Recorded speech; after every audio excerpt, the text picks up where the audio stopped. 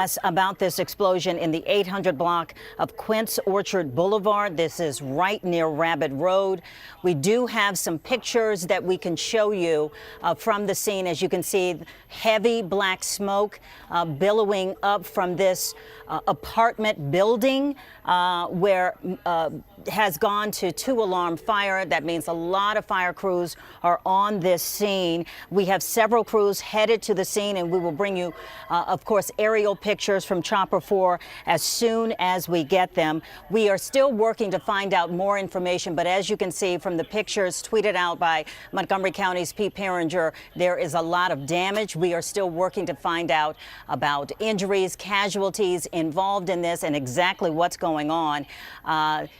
But this is the latest. This first report came to us in a tweet from Montgomery County Fire and EMS around 8:15 this morning. Again, what we know right now is this is happening in the 800 block of Quince Orchard Boulevard. This was some sort of building explosion that happened this morning on Quince Orchard Boulevard near Rabbit Road. We're not hearing much just yet. We're waiting on word from Montgomery County Fire and EMS and officials in that area just exactly how involved this fire is, where they are in putting it out, and of course the latest information on any injuries, casualties resulting from this. Again, we have several crews headed to the scene where, as you can see from these images there, this was quite an explosion, a lot of damage there. You can see the rubble there as that particular firefighter is spraying this building that caught fire. There was some sort of building explosion, part of this going on in the Gaithersburg area. Again, we have several crews headed to the scene. As soon as we can get them a safe shot to put up a live video image, we can bring you more images from the scene. This building explosion, the first report came out around 8:15 this morning. We are trying to get more information, but I want to tell you that Pete Perringer with Montgomery Fire and EMS tweeted this out at 8:15. We're not exactly sure what kind of building this is. We do know it is an apartment building. Not sure if it's a condo complex. We're not sure how involved just yet. We're working to find out all of that information right here from our assignment desk, where we have calls in waiting for more information. Let's put up the pictures that we do have. We can show you the billowing smoke captured. There's another image there of just how extensive the damage to this building is this morning. This is the Gaithersburg area in the 800 block of Quince Orchard Boulevard near Rabbit Road. We have heard and seen several tweets from people who have seen there are first video images coming in now, as you can see, that billowing black smoke. And several people tweeted that they are some distance away from that actual scene where the building explosion is happening. I want to show you a map of where all of this is happening there. The 800 block of Quince Orchard Boulevard. This is near Rabbit Road. If you are in that area, you are advised to stay away as fire crews, EMS workers, police, they are working this scene to try to get the very latest to put out the fire, and of course to assess the damage, and of course those who might be injured. Working to find out more information. As you can imagine, the fire crews are busy at this hour. There is extensive damage, as you can see from this one picture tweeted out by Montgomery Fire and EMS spokesperson Pete Perringer there. We're waiting to get more information, but look at the rubble there. We're hearing the latest from Pete Perringer that most of the fire now has been knocked down, and they are working to search for anybody who might be trapped inside and who need to be rescued. So we're waiting on more information, but we can tell you most of the fire has been put out. And with a fire this size, of course, they are working on hot spots, and of course, they are working to try to rescue any people who may be inside. The first tweet went out around 8:15, so many people might have still been inside or getting ready for work at that hour. We just don't know that information yet. But the good news is most of the fire has been put out. You can see the extensive damage, the rubble there, resulting from what we understand was an explosion to this building, an explosion and a fire, as you can see from this tweet from Montgomery County's Pete Pieringer. This, of course, in the 800 block of Quince Orchard Boulevard near Rabbit Road. And many people have been tweeting about seeing the black smoke billowing up in the air, which gives you a sense of the magnitude of this explosion to this apartment building this morning. Again, fire crews are inside or working to get those who may still be trapped inside that building. We just don't know yet that information as fire crews work the scene, waiting to get more information from this on that. Again, the damage was extensive. We don't know what happened. We're working to find out, but there is a building explosion and fire in an apartment building here. In just a second, we're going to show you some live pictures coming in just into our newsroom. Here we have the live pictures. As you can see, there's no fire or smoke that I can see. Maybe a little bit of smoke. As you can see, firefighter working the scene there. I can see some water coming down as they are still spraying for hot spots. The most important information is that they are looking for folks who might be trapped inside. We will get more information from officials when they are able to share that with us. But you can see there is some smoke there coming from the left-hand side as firefighters work the scene. This was a 2-alarm blaze, meaning a lot of firefighters working this fire and building explosion here in Gaithersburg. Let's see, as the shot, okay, you can see, okay, there are firefighters working this from all angles, from the ground and up in the air, of course. As we can see a fire crew, a truck there, we can see a ladder up at the building. Again, this happened about 8:15 this morning. Firefighters working this explosion. I can see a gurney there, and maybe they have rescued someone there. I know that there is an effort underway right now to look for folks who might be trapped inside this building where there was this explosion. And as you can see, the firefighters, you can see the extent of the scene here, and there's no panic or rush on the ground there from those firefighters that we can see, because most of the fire has been put out. They're working the hot spots as they do in a fire and building explosion, of course, and searching for those who might still be trapped inside. But most of the fire is out. We are talking about the 800 block of Quince Orchard Boulevard, and this is near Rabbit Road for those who are familiar with this area in Gaithersburg. Again, we are working to find out more information from our crews who are setting up now. I understand we have crews setting up right now. As you can see, okay, they are taking someone there on the stretcher. Fire crews rescuing people from that building. Not exactly sure what happened yet, of course, but we know this is an apartment building that's happened around 8:15 in Gaithersburg in the 800 block of Quince Orchard Boulevard near Rabbit Road. A building explosion and fire. We've covered these before, and we understand the severity of these. We're hoping that there are no serious injuries, no casualties from all of this. Not sure if there was any warning to those folks who were inside just before, but we are hoping for the best as the firefighters work this scene. As you can see here from this live picture, that there is still some smoke coming from the building. Okay, there's another shot right there. Wow. Giving you a great deal of information about just how powerful this explosion and fire was this morning as the firefighters quickly worked to put this blaze out at this apartment building. And in this shot, you can see the smoke and you can still see some fire. Look at the damage there, the rubble. I mean, look at that. That is just awful scene. Okay, we're talking the 800 block of Quince Orchard Boulevard near Rabbit Road. We're waiting on Chopper 4 to give us an aerial view, but here's a map of the scene so you can get a better idea of where all of this is happening in the 800 block of Quince Orchard Boulevard.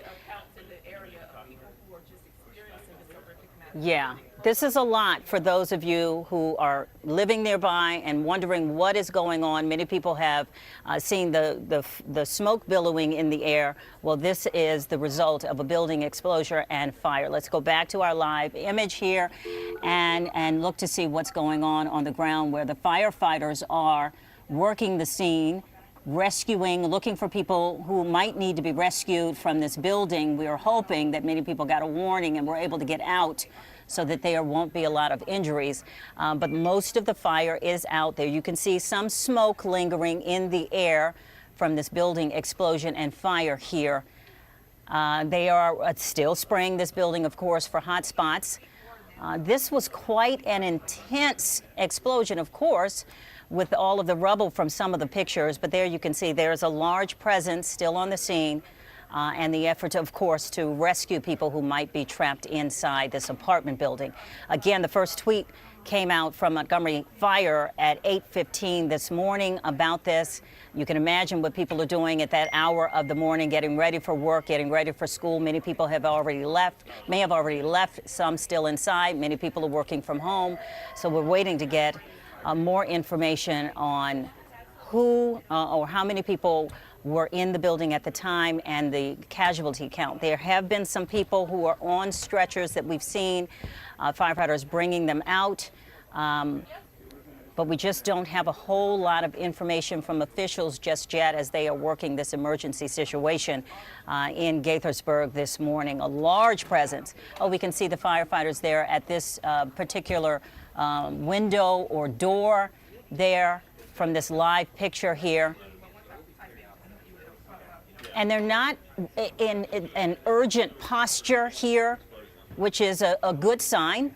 As this building explosion, they've gotten it under control. Most of the fire is out. There is some smoke and a lot of damage to a particular section of the building. Hopefully we can get a better shot of that area, but we do have pictures to show of some of that damage. Oh yeah, look at that shot right there. Not exactly sure where the live picture is as opposed to this image, but you can see the damage to this building is quite extensive. And again, we're hoping that people got out of the building just before that building went up in flames and the explosion took place. Again, we're waiting on our crews to set up their live shots from the scene, but this is a live picture right now showing a little bit of smoke in the left-hand corner. We've got firefighters on the right gathered there and a large presence of equipment, of course, trucks, and they are up in the air fighting this as well, putting out hot spots and such. But we do understand that right now the firefighters are looking for those people who might not have been able to get out, and they're rescuing people. We did see a couple of people on gurneys, stretchers, going with firefighters. We're hoping that most people got out of the building in time. Again, to set the scene, this is the 800 block of Quince Orchard Boulevard. This is near Rabbit Road. If you live or work in the area, you may have seen the big black smoke billowing in the air. It is a result of this building explosion and fire that happened in the 8 o'clock hour. And so firefighters have put out most of the blaze. They're working on the hot spots, and they're working to make sure that no one is left inside that building.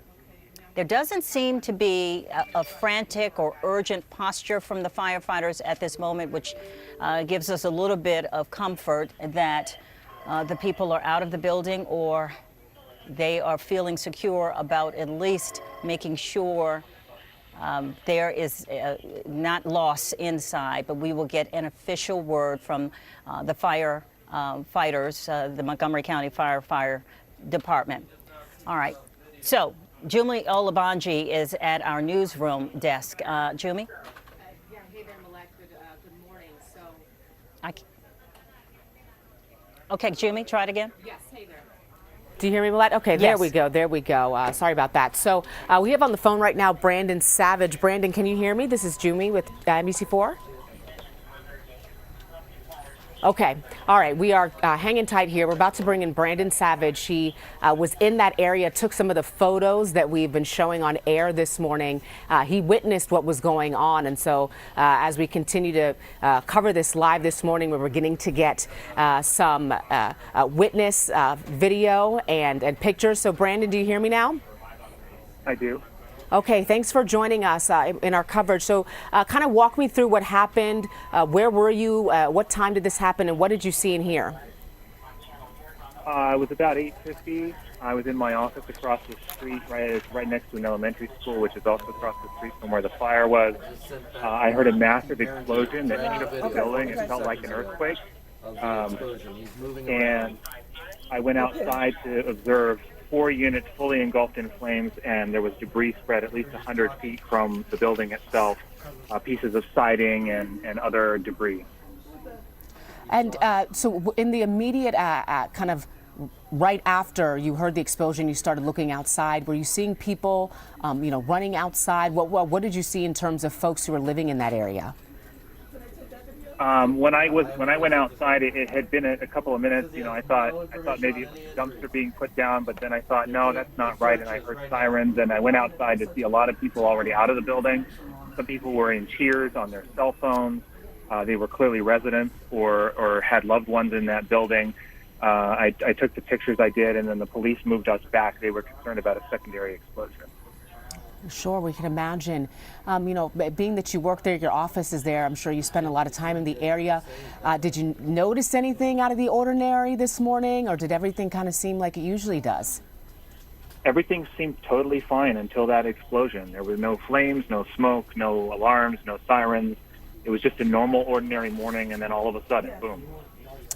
And we're looking right now on our air at some of the pictures that you took. I mean, these images are just incredible. You see the huge kind of fireball there, smoke in the air. Can you describe what you're seeing right now at this moment?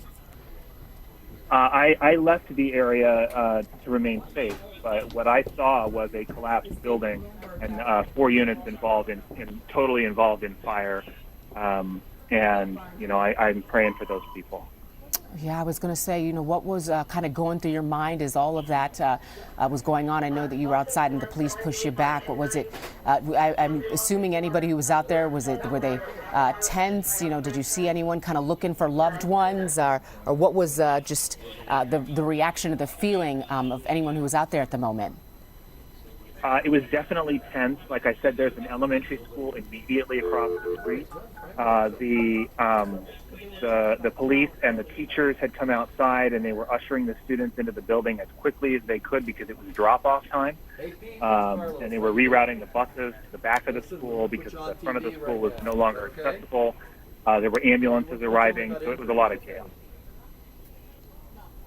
All right, Brandon, thank you so much. We appreciate you calling in and for these images this morning. So you've been listening to Brandon Savage. He's been he shared pictures with us, was in that area at work at the time of his office around 8:50. He described to us just about an hour ago when he said he heard a large explosion, looked outside and saw those buildings there on fire. He said he counted at least 4 where this explosion took place in Gaithersburg this morning. We've been covering this story live for you.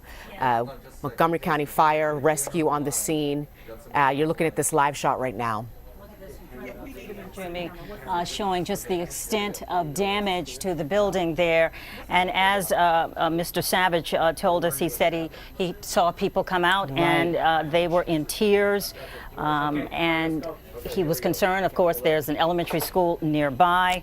And he talked to me about 4 units collapsing in this explosion. I believe that we're working on right now getting Montgomery County spokesperson Pete Pieringer on the phone so we can get more information about the just what happened and the possible injury list, casualties resulting in this, which the first tweet came out of Montgomery County at 8:15. Pete Pieringer, are you there on the line? Yes, Molette, how you doing? Hi, Pete. It's Molette Green, Jumi Olabanji here as well. What can you tell us about what happened? So earlier this morning, after 8 o'clock, I don't have the exact time, we were dispatched for a building fire and explosion, actually. Units arrived on the scene in the 800 block of Prince Orchard Boulevard. That's right across from the Brown Station Elementary School, and they had heavy fire conditions. There was obviously an explosion of some sort, debris field. Immediately called for a second alarm. We do have some injuries. I believe at this point 6 or 7 people, maybe 8 people have been transported to the hospital. Most of those injuries are non-life-threatening, but we did have one person that had some pretty serious injuries.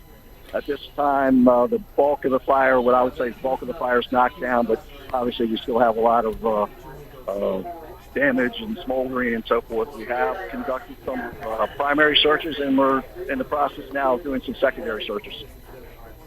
Okay, Pete, can you tell us about the call that came in terms of what have you heard from people on the ground? Have you been able to talk to those people who witnessed this, who were in the building, nearby the building, anything like that? Yeah, we have emergency management and police agencies are here, and we've got the people the residents at War Home are being interviewed right now. I haven't talked to them directly yet. Yeah. But again, we received multiple calls initially, and again, the initial calls were for an explosion and fire. And when firefighters arrived on the scene, they did have some heavy fire conditions. Give me an idea of how many people were outside, those who lived in this building, just the number of people, because when this happened in the 8 o'clock hour, you imagine some people are still inside their homes getting ready for work or their day, and others have left. How many people are residents or were there on the scene? Well, it is a catastrophic explosion. There's heavy damage to this building. Yeah. You're right. That time of day, there are people around, and there were. I don't have an exact count on how many. But the fact that we did transport, 7 or 8 people is testimony that, there were people around. So, of course, we have evaluated others, but at this point, only 7 or 8 people have been transported. We're showing the intense pictures of the fire when it was really at its greatest level and the damage in the aftermath. Give me an idea of how much of this building was impacted. It's hard to tell from some of these images just the scope of this building and how big this apartment building actually is or was. Yes, well, you probably have a better vantage point if you're looking from the helicopter, but at this point, there's still smoke, and I haven't gotten a good look at it. But there was an explosion. It was catastrophic, significant damage to a building, and the roof looks like, from my vantage point now, the roof was on fire and burned out in a couple other areas. So, several buildings were impacted by this. Certainly, the one building, significant damage, a catastrophic explosion of some sort, and there's, a pretty good sized debris field around. But there was some heavy fire, and that has been brought under control. But at this point, we still have a lot to do as far as making sure that the fire's out and everybody's okay. Before we go to our Darcy Spencer live there on the ground, Pete, just give me an idea again, go over the number of injuries, the extent of the injuries that you were able to assess there so far. Yeah, so that's a pretty fluid situation. The best I know is we did evaluate the number of residents and people that were in the area. We have transported, I think it's 8 people now, but that number likely will change or be fine. But one of those injuries is serious. The others are what's categorized as non-life-threatening, but I think it's 8 people.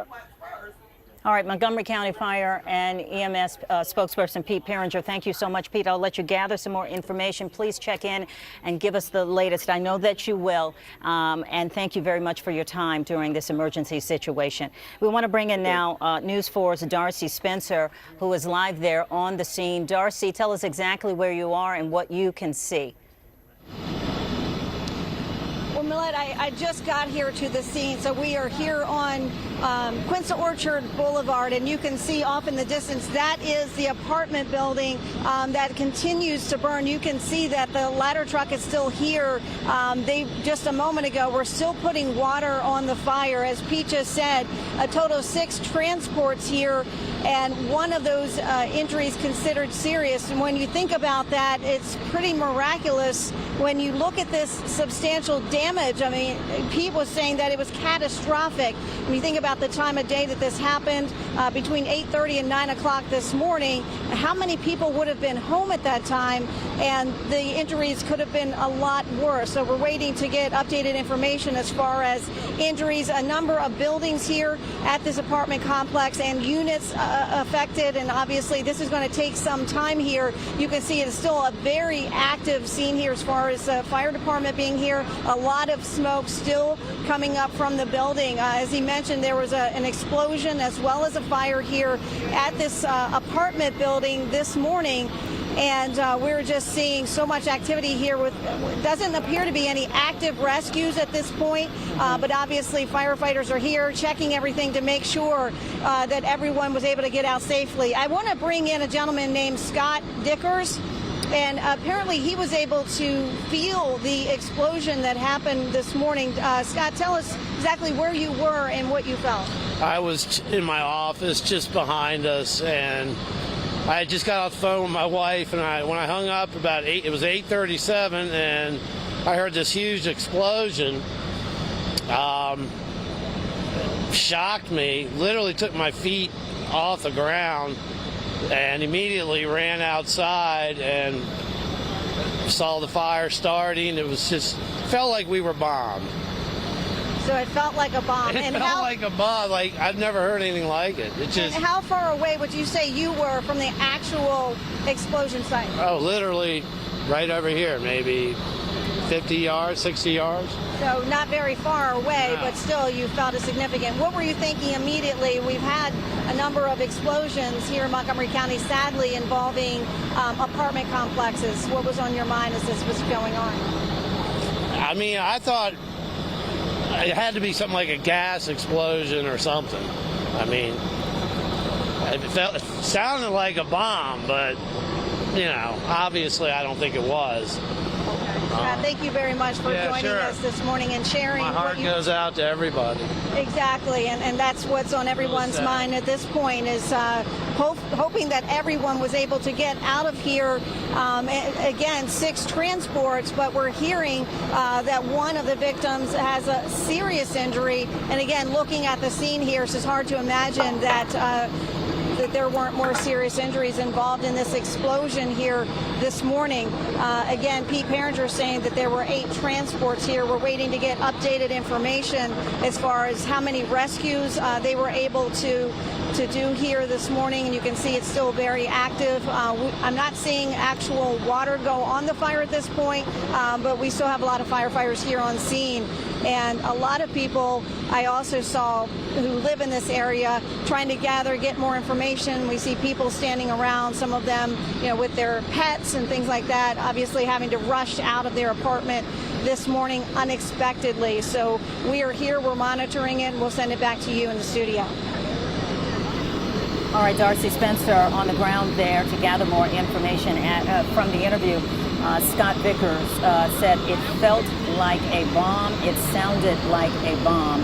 And we are working on getting Ring camera doorbell video to show you of this scene. Of course, let's reset. I'm joined by Jumi Olabanji here at the live desk to talk about this explosion that happened in the 8 o'clock hour, Jumi, in the 800 block of Quince Orchard Boulevard. That's near Rabbit Road. We can bring in First 4 Traffic's Melissa Mollet in just a second to talk about this area, Jumi. But, I mean, from the extent of damage that we can see, this was an apartment building explosion. Yeah. And Montgomery County Fire and EMS, we're going to have some sound of the explosion coming, Jumi, as we just talked to Pete Paringer about the 8 people transported to the hospital. Let's listen in. Let's listen in now.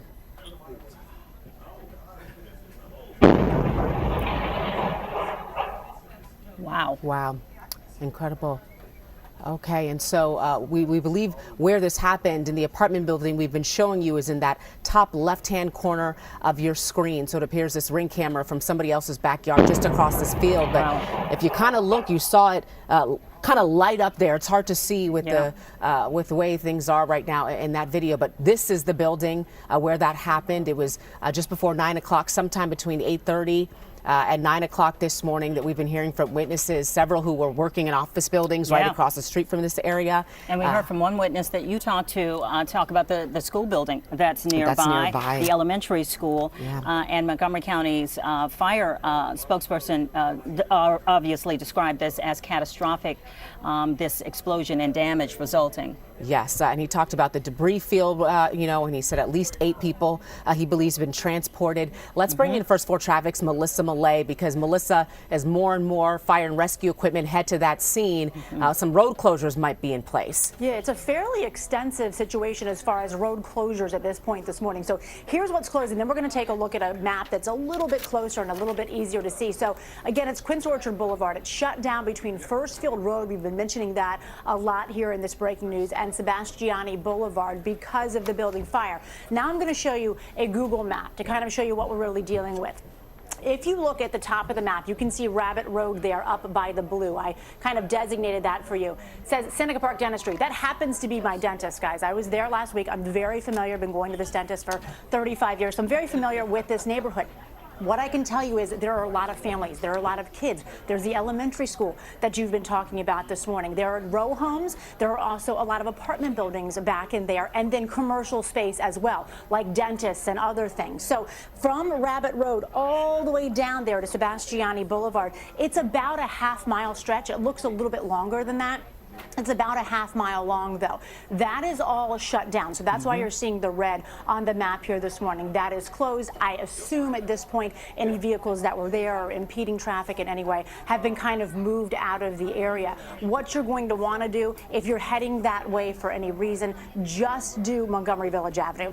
Don't get onto any other road in that area. Stay out of the way as they're going through this process of cleanup. So again, we do have that situation with the closure. Quince Orchard Boulevard, again, different from Quince Orchard Road. We're talking about Quince Orchard Boulevard closed between First Field Road and Sebastiani. But it really is a nice neighborhood. I've been back on there, guys, for what we call, man on the street, or MOS interviews and television. So when you're looking for someone to interview about something and you want to get a nice kind of tasting of the neighborhood, it's a perfect spot to go to talk to people. They are friendly, they are lovely, and again, it's very densely populated, both commercially and residentially. So again, please avoid the area if you possibly can. Roads still shut down because of this building fire. No doubt will be closed for quite some time. Jimmy and Millette.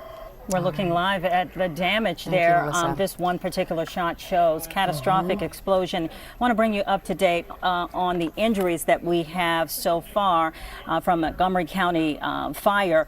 They transported 8 people, 1 person with serious injuries, most of those with non-life-threatening injuries there. Yeah, and so based on the 2 witnesses that we have spoke with, at least this morning, Darcy Spencer spoke to one that you watched live here in a moment ago, and then we had Brandon Savage on the phone earlier, who posted pictures, the ones you've been seeing, that show the huge kind of fireball coming from that building. Both of them reporting being in the area at the time just before 9 o'clock, being in their offices when all of a sudden they heard that loud boom that we played for you from that Ring camera video. Felt the ground shake, building shake, ran outside and saw those homes that were on fire. We know that according to Pete Perringer, they called in that second alarm to bring even more equipment and manpower to the fire. It looks like they've put most of that out by now, but you can still see in this live picture right here some of the smoke still you can see on your screen, and so they're probably just putting out some hot spots and obviously trying to find the source of what caused this explosion. And of course still looking for anybody who might still be inside this scene. Let's go back to our Darcy Spencer, who's live on the ground there nearby. Darcy, what's the very latest? What can you tell us? Well, Good morning. As you know, I just got here to the scene, so we're still trying to figure out what exactly the updates are. We are waiting to hear from Scott Goldstein. He is the fire chief here in Montgomery County. We're told he will be stepping up to the cameras here in just a little bit. Let's go ahead and show you what it looks like right now. This fire and explosion happened between 8:30 and 9 o'clock this morning, and you can see there is still heavy smoke conditions here. I believe it's an apartment, could be condos. The sign out here says Potomac Oats. So we're at Quince Orchard Boulevard. So to give you an idea of where exactly this happened, near Rabbit Road. And you can see firefighters are still here on scene. There is a ladder truck here, and you can see that ladder raised over, but at this point they're not putting water on the fire, but you can see still heavy smoke conditions. The update from Pete Perringer from Montgomery County Fire is that there were 8 transports, and it's just very grateful to hear that there was one serious injury. Most of the injuries they're saying were not life-threatening, and you consider the fact that it happened between 8:30 and 9 this morning. There were probably a lot of people still home at that time, possibly getting ready for work or even working from home. So fortunately, people were able to get out. We're waiting for word on how many rescues there may have been from the apartment building or condo building here. A short time ago, I was able to speak to a man who works nearby. He said that he felt the ground shake. He said it felt like a bomb. It sounded like a bomb. No indication that that's what happened. Simply using that as a description to let you know just really the impact that was felt, not just right here at the apartment complex, but some distance away. And people could also see the heavy fire and smoke conditions from some distance away. Even driving here, I was able to smell the smoke from probably a couple of miles out. So obviously, this is a catastrophic fire and explosion. You can see one of the middle part here is basically destroyed. The roof has been destroyed from this building here, but multiple units and buildings have been affected. It may take a little bit of time to figure out exactly the extent of the damage here, but suffice to say, as Pete said, the best way to describe it is catastrophic. Again, we are waiting for an update from Montgomery County's fire chief, Scott Goldstein, any moment now to come up here, walk up to the cameras and give us an update. At this point, we do not know the cause of this fire, so that's one of the key things we'll be asking him at the press conference whenever it happens here. Yeah. Darcy, I wanted to ask you, I know you said you smelled smoke out there, and obviously we'll wait for the fire chief for any updated information. Do you smell gas? Do you smell anything else that out there right now other than smoke? At this point, no. When I was in my car driving, just really even on 270, you know, it travels in the air. So it was obviously very heavy smoke conditions, and with the wind, so it was traveling some distance. I have not smelled any gas or anything like that beyond the smoke, just even walking up here to the scene. Because of the wind, you can see that smoke off in the distance, that it is moving. So you can see that it travels even from away from the apartment building into the surrounding area. So that's really what I was referencing. But at this point, I have not smelled any smoke. Darcy, let me ask you if you see any gas. I'm sorry, I have not smelled any gas. Okay, sorry about that, Darcy. It's Molette. I see some cars in that parking lot. I'm not sure if that is the parking lot for the apartment complex parked there. Do you see any residents gathered? Have you seen anybody? We heard from one of the witnesses that there were people outside in tears, presuming they were residents inside that apartment complex. Just wondering if you see folks gathering who might be residents. Yes, and like I said, we had just gotten here, so I haven't personally got a chance to talk to any residents. There is someone standing here right now. Okay, let's listen in. Who may be a resident here. Let's listen in. You said you started praying immediately when you heard all of that. I mean, talk to us about what you were praying for. What was wrong? I'd rather not say because I'm out. Do you live in the apartment complex here? Thank you so much. I'm sorry you went through this. I live in a home. I live in a home, ma'am. Okay. And just tell us what you saw and heard this morning. I just don't want to talk about it no more. I said enough. I'm sorry. Okay, no problem. So that person was just speaking to reporters for a few minutes before I walked up. So obviously this is a traumatic experience for a lot of people.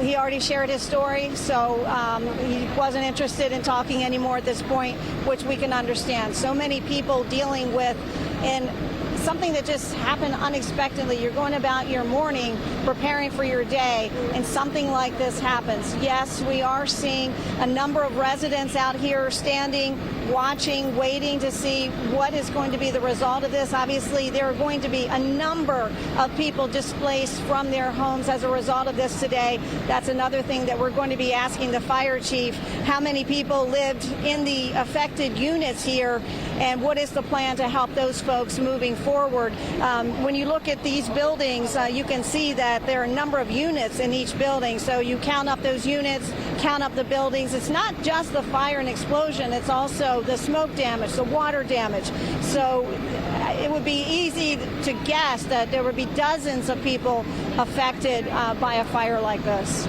We can see the Montgomery County Fire Chief in the distance there. We are waiting for him to give us an update on the situation here.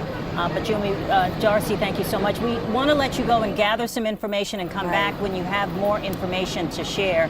But we can talk about this being in the 800 block of Quince Orchard Boulevard near Rabbit Road there.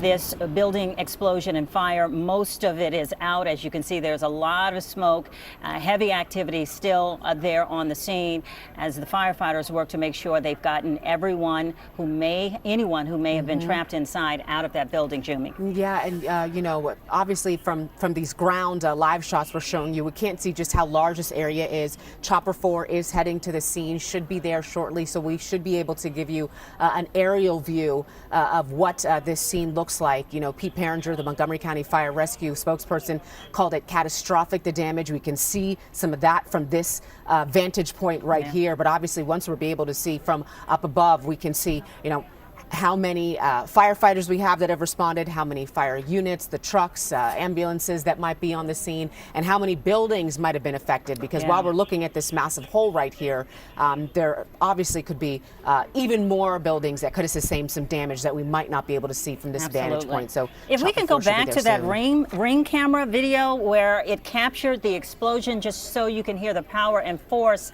behind what happened this morning in the 8 o'clock hour. We'll let our team in the control room work on that. Here it is right now. Take a listen and look to the left of your screen.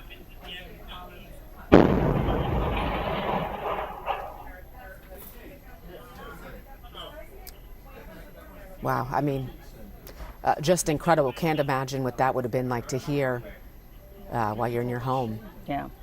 Okay, so we have been. And that one witness said it sounded like a bomb. It felt like a bomb. We don't know what caused this, but you can hear from that ring camera video, it was quite massive. We have been talking to some of the folks who witnessed this. We have one gentleman that we can go to hear his account of what happened this morning. Sorting out some things, and we heard and felt it seemed like a loud explosion. So we ran upstairs. We ran outside. We looked over on our left hand where the next neighborhood was. We seen like a thick bulk of smoke coming from the next neighborhood. My brother-in-law's family lived inside that neighborhood, so we hurried and went on over there to make sure things were okay with them. And then that's when me and my family, we came in contact with the actual explosion itself. We got there, the front interior of the building was completely gone. The debris was outside on the ground. We seen firefighters and civilians all outside surrounding the area, and they was just trying to just put everything out. It's just such a tragedy. Yeah, that's one witness account of this. Let's go back and just tell you what we know so far about the injuries, Jumi, from Montgomery County Fire, transporting 8 people to the hospital, 1 person serious. Waiting to hear more about the extent of injuries involved in this, if they have added to that count. The fire chief, Scott Goldstein, is expected to make some comments and give an update in just a few minutes. Oh, yeah, you know, Pete Perringer talked about the debris field, and then you heard that witness talk about him seeing debris all over the place. And you can imagine with these explosions, sometimes it does cause a large debris field. And so that's when police and fire have to cordon off a huge section so they can investigate, try to find the pinpoint of what caused the explosion. But we know that they're going to be out here for likely several hours, maybe even into the evening as well, because they'll have to find somewhere for these displaced residents to go. Right. A lot of times they may have to shut off utility services to be able to go in and investigate and clean up. And so this situation is obviously far from over, but we know that it happened a little over an hour ago, sometime between 8:30 and 9 o'clock this morning. We do expect the fire chief to update us on the very latest here as soon as he's finished talking to the crews out there. Those look like utility workers right there. Yes, absolutely. So probably shutting off. Yeah. Oh, absolutely. Darcy Spencer spoke that this possibly is the Potomac Oats apartment complex in the 800 block of Quince Orchard Boulevard. And we heard from First 4 Traffic's Melissa Millay about Rabbit Road, this area. Here's a map of the scene and the extent of the road closures in the area. So if you are headed that way, you might need to consider another alternative route to get to your destination this morning. Yeah, and Chopper 4, as we mentioned, is getting close to that scene as soon as they are. Okay, so you can see right now this live look, Chopper 4 getting closer. You see the smoke still in the air there. Do we have Brad Freitas? Hey, Brad, can you hear Jumi and Millette here? Jumi, I am with you. Yes, we're just arriving on the scene right now to the 800 block of Quince Orchard Boulevard. We'll be bringing you images shortly of exactly what's happening from above, but we are about 6 to 7 miles out right now. It looks a little closer with the camera, but as we clear the trees here, the tops of those trees, you'll be able to see the building or buildings that sustain that damage. So we'll be just on the scene very shortly here. Okay, and Brad, before we let you go, can you tell us, as you were coming from your launch point, how far away were you when you started to see that smoke from up above? Because you're still a couple miles out, so this seems like a large area. That's right. So we were pointed a little bit in towards the sun. We didn't see it until we were about 9 or 10 miles out. The pilot started to notice it on the horizon. So quite a distance, and you can see it's still billowing up there every few seconds. So yeah, about 10 miles out, I'd say. Okay. Well, thank you so much, Scott. Brad Freitas, live for us this morning. Thank you. And so just seeing a tweet here from Pete Perringer, Montgomery County Fire Rescue PIO, a public information officer. He's saying that a briefing with the chief should be happening in a few minutes at 10:20. This will be happening right near Brown Station Elementary School. We have crews there. And so as soon as the fire chief begins to start that briefing here, they're saying 10:20, but we know that with these fluid situations, sometimes that can be a little bit later. But hang with us right here on News 4, because as soon as the chief begins to speak, Scott Goldstein will bring that to you live, and we expect him to be able to shed some more light on what's going on. But look, Chopper 4 now over that scene, and you can see just how massive this debris field is and how extensive the damage is as well. And the smoke coming from the roof there. We do, as you mentioned, Julie, look at that damage. Look at that. It's just a gaping hole in this apartment building explosion that happened this morning in the 8 o'clock hour. We do have several crews there on the scene gathering information. One of our news photographers, Irene Johnson, sent me a text that she saw a baby in a car seat on the stretcher there. What we know so far from Pete Perringer, that 8 people have been transported to the hospital, 1 person in serious condition. But as you can see, catastrophic damage.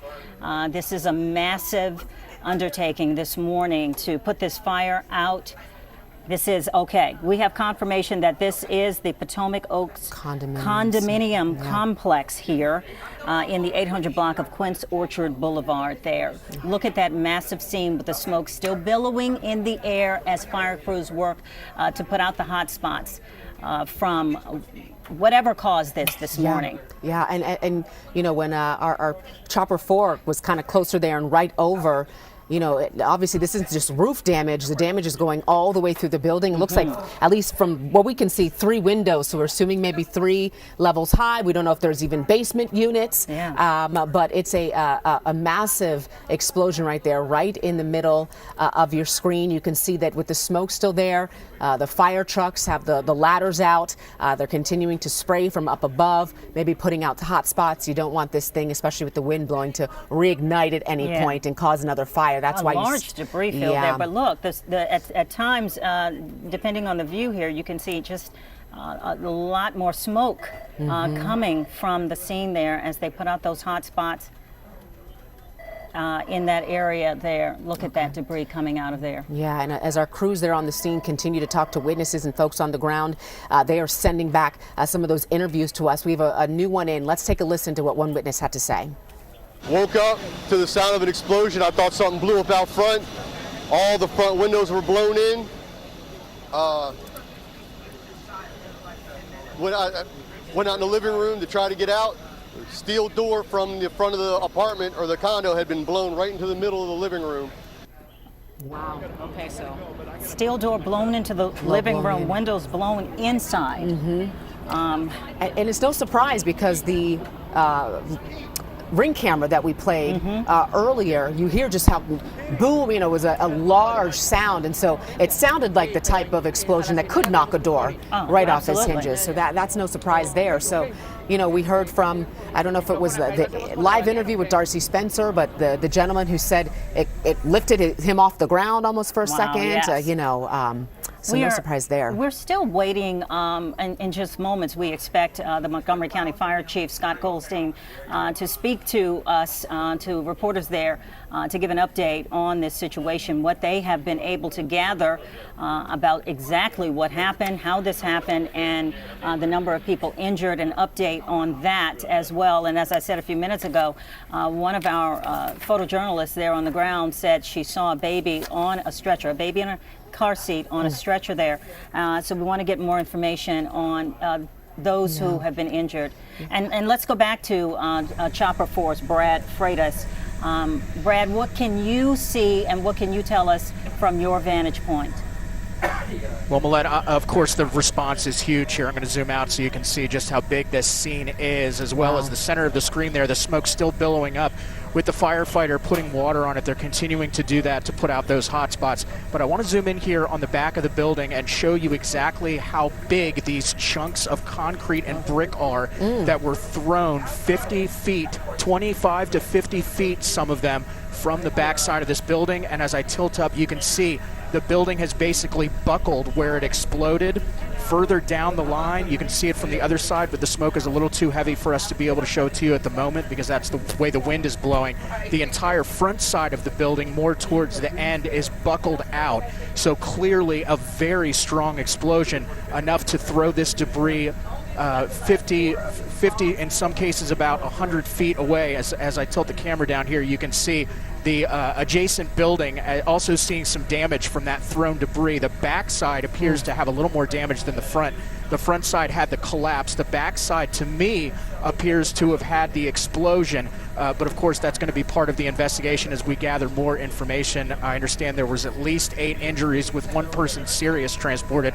And this was struck with a second alarm just before 9 a.m. So a little bit about an hour and a half ago is when we started to see those emergency vehicles really show up to this scene and just get an idea of what's happening here. So that's the very latest that we can see from above. A very large scene here. Avoid the area, and crews continue to work this scene, and we're hoping for the best for those people in those units. It looks like maybe 8 to 10 are seriously affected, and of course I'm sure there's a lot of smoke damage and water damage to those surrounding units as well. This is Brad Freitas reporting live from Chopper Fort. Guys, back down to you. You can get a scope of just how big this condo complex is and the impact of it. Yeah, Brad, thank you so much. I know that you'll stay up above. We'll check back in with you in just a little bit. Let's go ahead and check in now with our Darcy Spencer, who is on the ground. She's been there for a little bit now. Darcy, what's the latest from what you're hearing? I was just able to talk to Pete Parenter from the fire department a short time ago off camera. And, just understand this is a fluid situation. So some of the numbers that we've been putting out there, that's subject to change. So what Pete is telling me now is that there were 10 transports here. So we've seen those numbers move a little bit, but right now they're saying 10 transports here, and that 2 of those injuries were traumatic. The good news, there were no fatalities reported here. And when you look at this catastrophic damage, it's just a relief to know that no one lost their life here as a result of this morning. Another thing that they're probably going to talk about is the unaccounted for. So when you look at a situation like this, you're trying to figure out who was home, who was at work, and getting in contact with everyone. So there may be people who have not yet been accounted for. That doesn't mean necessarily that they're still in the building or they were hurt, but they need to track down every single person who lives here to make sure they're accounted for and to make sure that they're okay. And if you take a look here behind me, you can see they have the bulk of the fire out. This is no longer one of those raging infernos like it was when this first happened, but there's still substantial smoke billowing from this condo building. We're at the Potomac Oaks condos. This is off Quince Orchard Boulevard near Rabbit Road here in the Gaithersburg area. And you can see that there are still a lot of firefighters. There's no active firefighting going on right now, just a heavy smoke, and you can see it's drifting in the wind. And right now there looks like some of the firefighters are taking a little bit of a break, so sometimes they'll cycle firefighters in and out when you have such an intense scene like this. And we are expecting to get an update from Montgomery County Fire Chief Scott Goldstein here in just the next few minutes. So we're standing by waiting for that, talking to residents. Many of them felt the boom, they heard the boom. To me, one of the key questions is, was there a fire first or an explosion first? So if the fire happened and alarms went off, chances are people were able to be alerted to get out of the building. But if the explosion happened, then obviously that could be a different story, giving people less time to react. But this happened between 8:30 and 9 this morning when many people, getting ready for work, perhaps getting ready for school, or even working from home. So people had to run out with really the clothes on their backs. So we are seeing residents standing on the sidelines here, watching and waiting for information, waiting for updates. I think there's going to be a number of people have been displaced as a result of this. We have a number of buildings affected, a number of units within those buildings affected. So they have to get a handle on that. How many people are going to need some resources? I saw someone, I believe, from the Red Cross here a little bit ago. So obviously Red Cross is going to play a role in helping folks who have lost belongings, perhaps lost their home, try to stand in the gap there while this is all taking place. They're going to need a place to go. But obviously a catastrophic explosion and fire this morning. We don't know the cause of this fire. I don't want to speculate, but there was a loud explosion that was heard and felt for some distance, and this is still an active scene here. Darcy Spencer, thank you very much for gathering that updated information on the number of people transported to the hospital. 10 transports to the hospital, 2 injuries considered traumatic, no fatalities. And of course, Jumi, Darcy talked about the number of unaccounted for. As the investigation continues, they have to try to figure out, and account for everyone who was or who lives in that building to make sure they have an accurate count. And we know the numbers will, likely change as well. When we had spoke with Pete live on the phone within the hour, he had at first said, maybe 8 or so. Now we hear that's up to 10. And we do expect that number may change as they start to see more injuries. Sometimes folks might drive themselves to the hospital, not wait for the emergency transport. And so we hope to get that update from the fire chief shortly. They had said that it would be maybe around 10:20, running a little bit late. But of course, he's trying to get the latest information from his crews on the scene before he updates us here live on the air. But you're taking a look at the map of where this happened, right off Quince Orchard Boulevard and Rabbit Road, near Clock Copper Road and 270.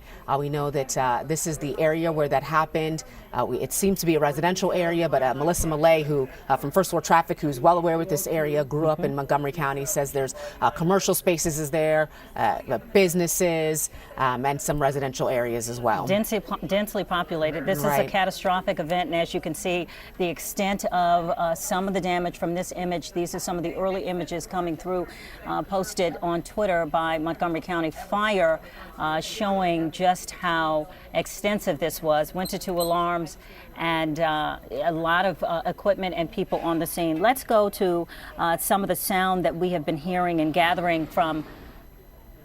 Okay. We're just getting word that the press conference, the update to the media is about to happen from Montgomery County's fire chief and all of the others out there investigating this catastrophic event, this building explosion and fire in Gaithersburg. That's right. If you're just joining us here at 10:30, let's listen into the chief. Greg Williams, Upton County Regional Services Director.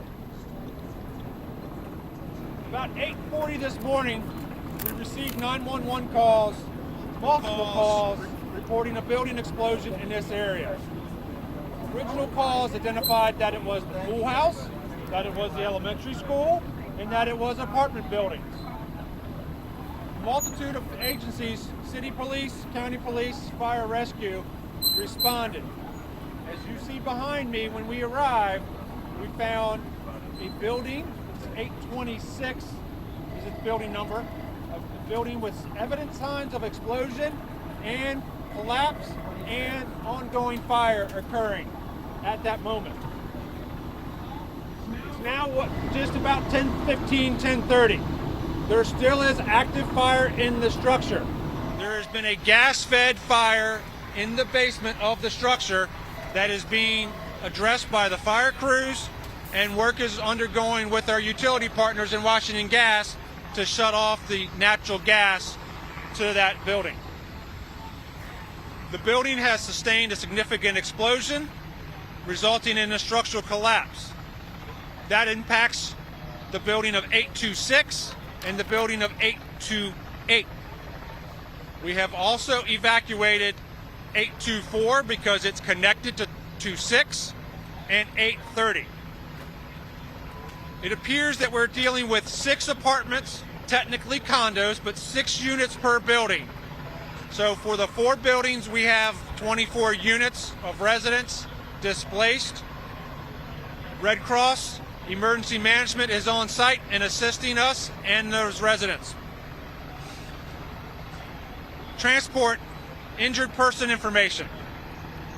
As of this moment, we have transported 10 people from the scene. 2 people have been treated and refused transport and remain on the scene. 10 have been transported, 2 were treated and remained on the scene. Of those 10, 2 of them were transported with critical injuries to a local trauma center. The remaining 8 were transported with mild to moderate injuries to several hospitals in the county. Of those 8, 4 are adults, 4 are children. There are no children in the critical grouping of 2.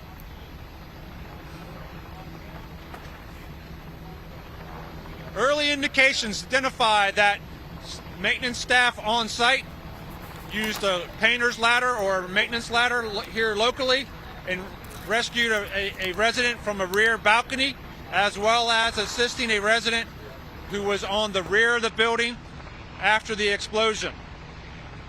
Through a collaboration of Montgomery County detectives, Gaithersburg City detectives, and fire rescue investigators, we are diligently working to identify all of the occupants in our focus is 826 and 828. Collaboratively, then we'll work with 830 and 24.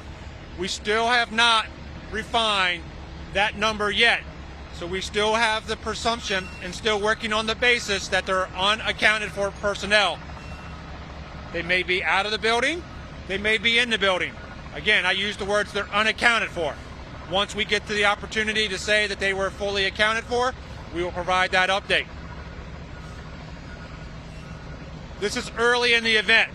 while the event has been going on for about an hour and a half, this is going to be a multi-day event.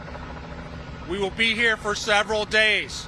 For those that were at Littonsville Road or Arliss Street, we need to work through the structural stability issues of these two buildings, then ensure they're secure, then get into the buildings for both life rescue, life recovery, as well as investigative purposes. So again, this is going to be a multi-day event. We will be here for several days. There is a large team being assembled on site of agencies and support personnel from our utility partners, from our city partners, county agencies, and federal agencies that are here to assist, as with Littonsville, as with Arliss. The operations will be slow and meticulous, as the safety of the responders are a priority, as well as the safety of anybody still in the building. We want to do everything to benefit their possible rescue if there are people in the building. I'm going to pause there, let any of the other folks behind me make any other informational statements, and then I'll come back for questions.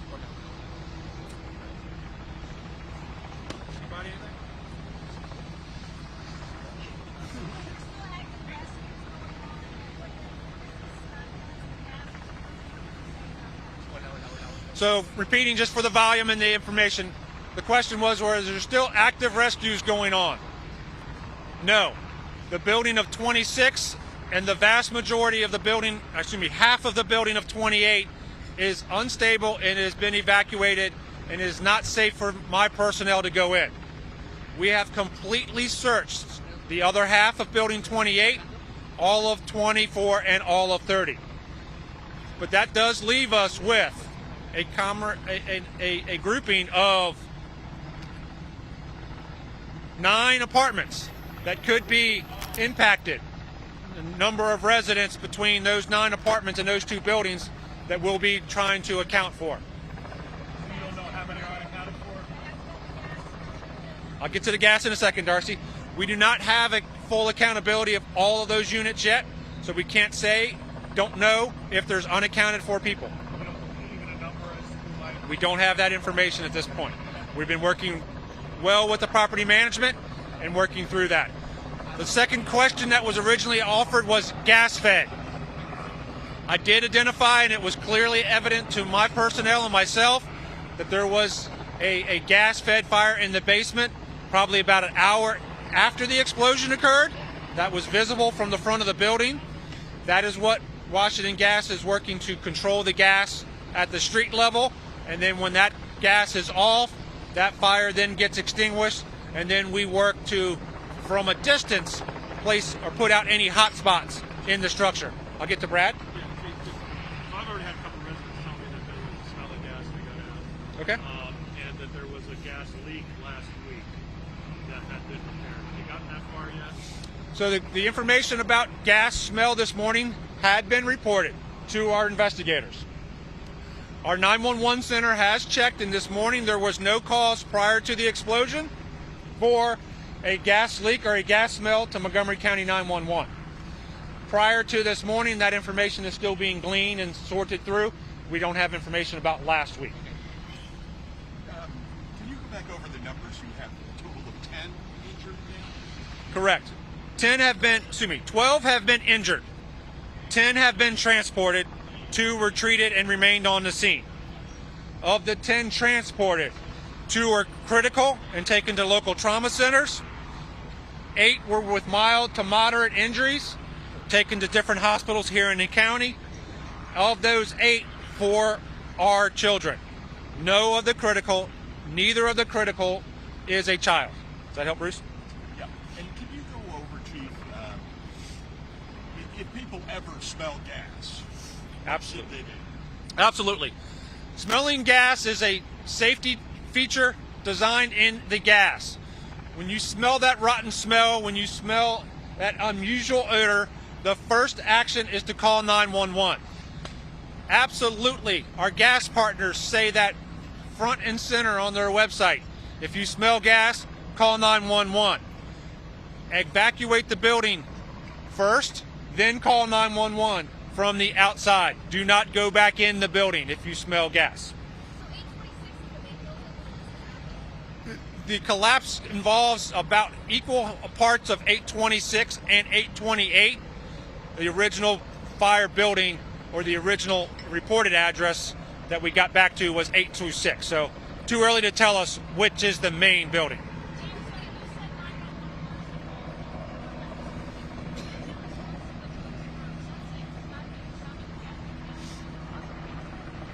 One second, Stephanie.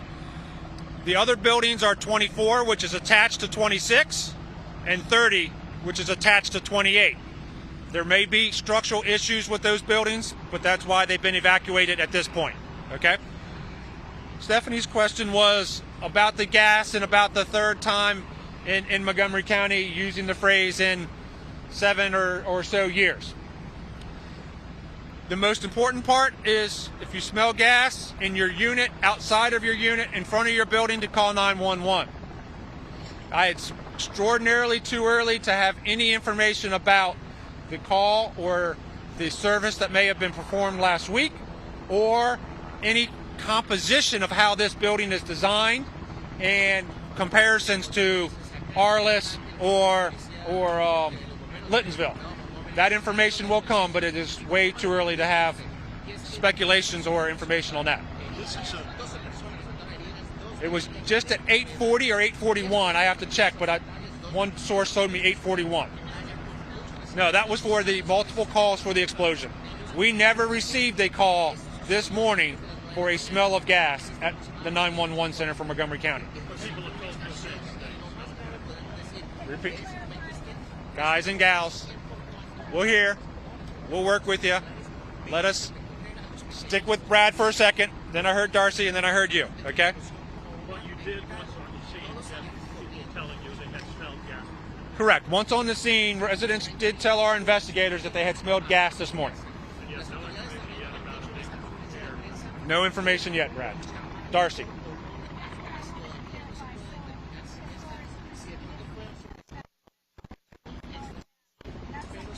That was to an investigator by a resident on site after we arrived from the explosion. No calls. I don't have that information. Okay? So I said there's 6 units per building, right? And a portion of 28 is significantly damaged. A portion of 28 is moderately damaged. So the 9 that I'm talking about come from 26 and half of 28. So I'm going to wrap up the questions there. Bear with me one second. I'm going to wrap up the questions there. We'll be back here at 2 o'clock for the next briefing and informational update. 2 o'clock. All right. So the school is fine. The school is in place. They are working. We've been in contact with the school. They are working on a dismissal plan with the students, and that's in conjunction with their reunification plan, but no impact of the school. Unknown at this time. Again, guys and gals, that was it. 2 o'clock. We'll be back. Thank you very much. All right, so you've been listening to Montgomery County fire leadership there, speaking with the media. If you're just joining us here at 10:43, so it was about 2 hours ago.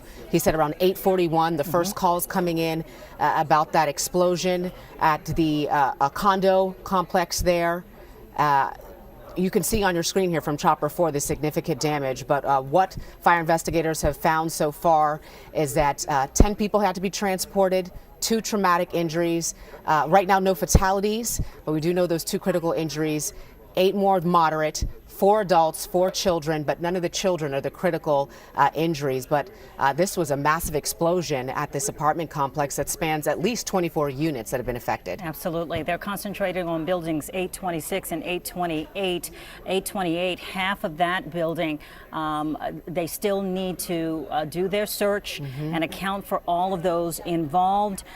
We can tell you that right now they're working on a gas-fed fire that's happening in the basement basement of one of those units, waiting for Washington Gas to shut it off.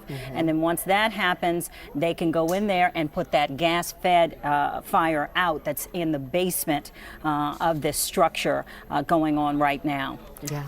I thought it was interesting that he said that maintenance workers at the complex used their ladders to rescue 2 people from their balconies. You know, obviously, when these things happen before fire rescue squads can get on scene, which sometimes is just minutes, if somebody needs to be rescued, it seemed like it was a community effort to try to rescue as many people as possible from some of those affected units. Yeah, and the fire chief there, Goldstein, talked about it's unsafe and unstable in those units, 826, 828, half of that building still needing to be searched, and they cannot get in there until they stabilize things and make sure they have accounted for everyone inside this building. We talked about the massive scene that we're looking at right now with the smoke still billowing out there. They have that gas-fed fire going on in the basement of the unit. Once the gas is shut off, the firefighters can put that out. But of course, we heard the chief, Jumi, talk about this being a multi-day event.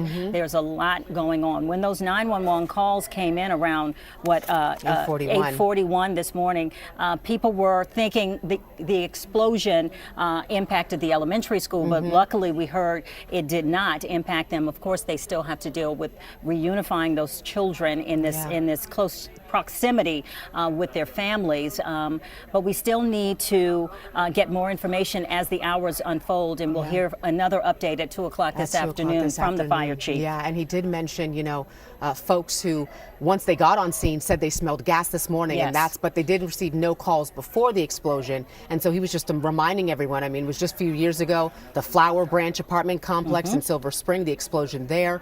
If you do smell gas at any time, the chief said to make sure you call 911. And so let's check back in with Darcy Spencer. She was there listening to that news conference. She's still there on the scene, speaking with witnesses, residents. Darcy, what can you tell us right now? Well, you know, a couple of things stood out to me. You know, number one, that there are a number of people still unaccounted for.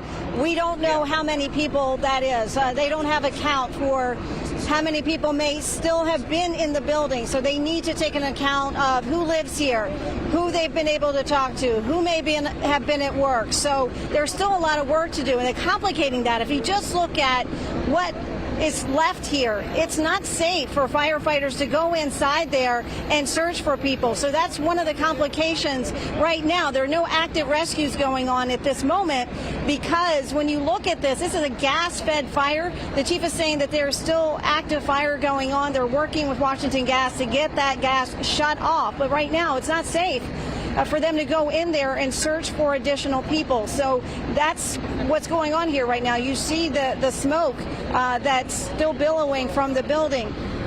He's also confirming what we were reporting, 10 transports, and 2 of them are in critical condition. No indication at this point that is life-threatening, and that's obviously good news. But the concern is about the folks who may be unaccounted for in this.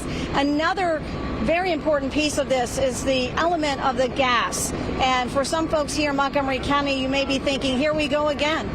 This would be the 3rd incident involving potentially gas and people smelling gas, and then there being an explosion. This will be the 3rd over the last several years.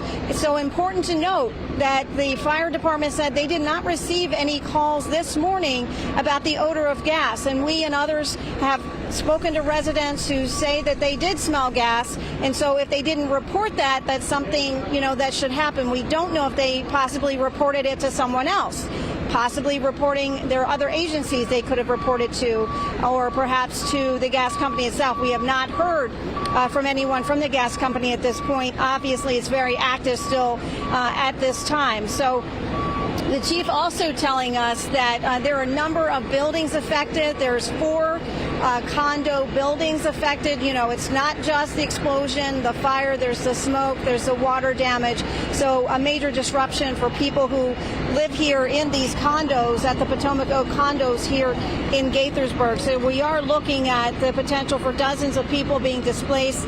The Red Cross is here and other agencies are here to assist the folks who live in these condo units, because they're going to need a lot of help. I mean, people had to run out with just the clothes they had on their backs this morning. About 8:40 this morning, many people may have been getting ready to go to work, may have been working from home. There could have been kids still at home. Matter of fact, there were, of the 8 people who actually were transported, there were 2 who were treated kind of here on the scene, but 8 of the folks had mild or moderate injuries, and we're told those were 4 adults and 4 children who had the mild or moderate injuries who were transported to the hospital. So there was mention made of our photographer seeing a child in a carrier on a stretcher. Of course, there can be all sorts of injuries that can happen in a scene like this, whether it's from the fire explosion, it could be from the smoke inhalation. When you look at the smoke still coming out of this building, you breathe that in, that can obviously cause substantial injury to the lungs. So with children, they're not going to take any chances. And so the chief was also saying when they got here, it was clear that this was, at that point, a gas-fed fire. So right now, to me, what they're doing is trying to get the gas off in the basement of the building over there. And until they get that done, I think they're limited right now as to doing rescues, doing those searches. They got to get that gas shut off and make sure it's safe for these firefighters to go back inside there. Darcy Spencer live for us on the ground. Darcy, thank you. I don't know if Chopper 4 can hear, but it zoomed in just a second ago, and you saw still some active fire there on your screen. Yeah, right there on the top there. Okay, yeah, thank you, Chopper 4. So you can see, even here 2 hours after this, there are some areas that are still on fire, kind of smoldering there, and you don't want any of that to reignite, especially with the wind out there. Absolutely. And make this an even worse situation. Thank you, Brad Freitas and crew, for showing us that shot there. An important part of putting out this fire, the hot spots that could just ignite again. Let's go to News 4's Juliana Valencia. She is there on the ground as well. Juliana, what can you see? What can you tell us from your vantage point? Hey there, yeah, that's right. We are at a different location, so you can see a little bit more. And talking about those hot spots, we did learn that about 10:30, there was still a gas-fed fire in the basement. There were still some hot spots that firefighters are waiting to treat, making sure it's safe to go in there to finish there. But this is some extensive damage. Just taking a look right there, the smoke still billowing from those 2 apartment buildings. A total of 4 were impacted. That's 24 units in total. And at this point, we know 12 people were treated. 10 people were transported to hospitals from the scene, and 2 of those people, they have critical injuries. In total, we know that 4 adults and 4 children were taken to the hospital, but 2 of those are critical. Those 2 are not children, so that's what we're learning from Montgomery County Fire. And an interesting point, too, is that maintenance staff even had to rescue a resident from the balcony to help save while fire crews were still getting there. And another thing we do want to mention is that crews are still working to identify all the occupants and specifically finding those who are unaccounted for. That may be that they're still in the building or that they had left for work, so they are still trying to make sure that they account for everyone that would have been in those 4 apartment buildings. Now, the Red Cross is on site, so they're going to be helping out those who are affected because, again, 24 units were displaced. And fire crews were saying that this is going to be a multi-day event, that they're going to be here for a while now. I mean, this whole scene, it is vast, a big area. There's multiple fire crews and several agencies here on scene trying to give aid and help in what has happened here. And we're going to get another update at about 2 o'clock, so we're going to send it back to you in studio for now. Juliana, thank you so much. This is the Potomac Oaks condominium complex there in the 800 block of Quince Orchard Boulevard near Rabbit Road. There's the aerial view from Chopper 4. Brad Freitas is there.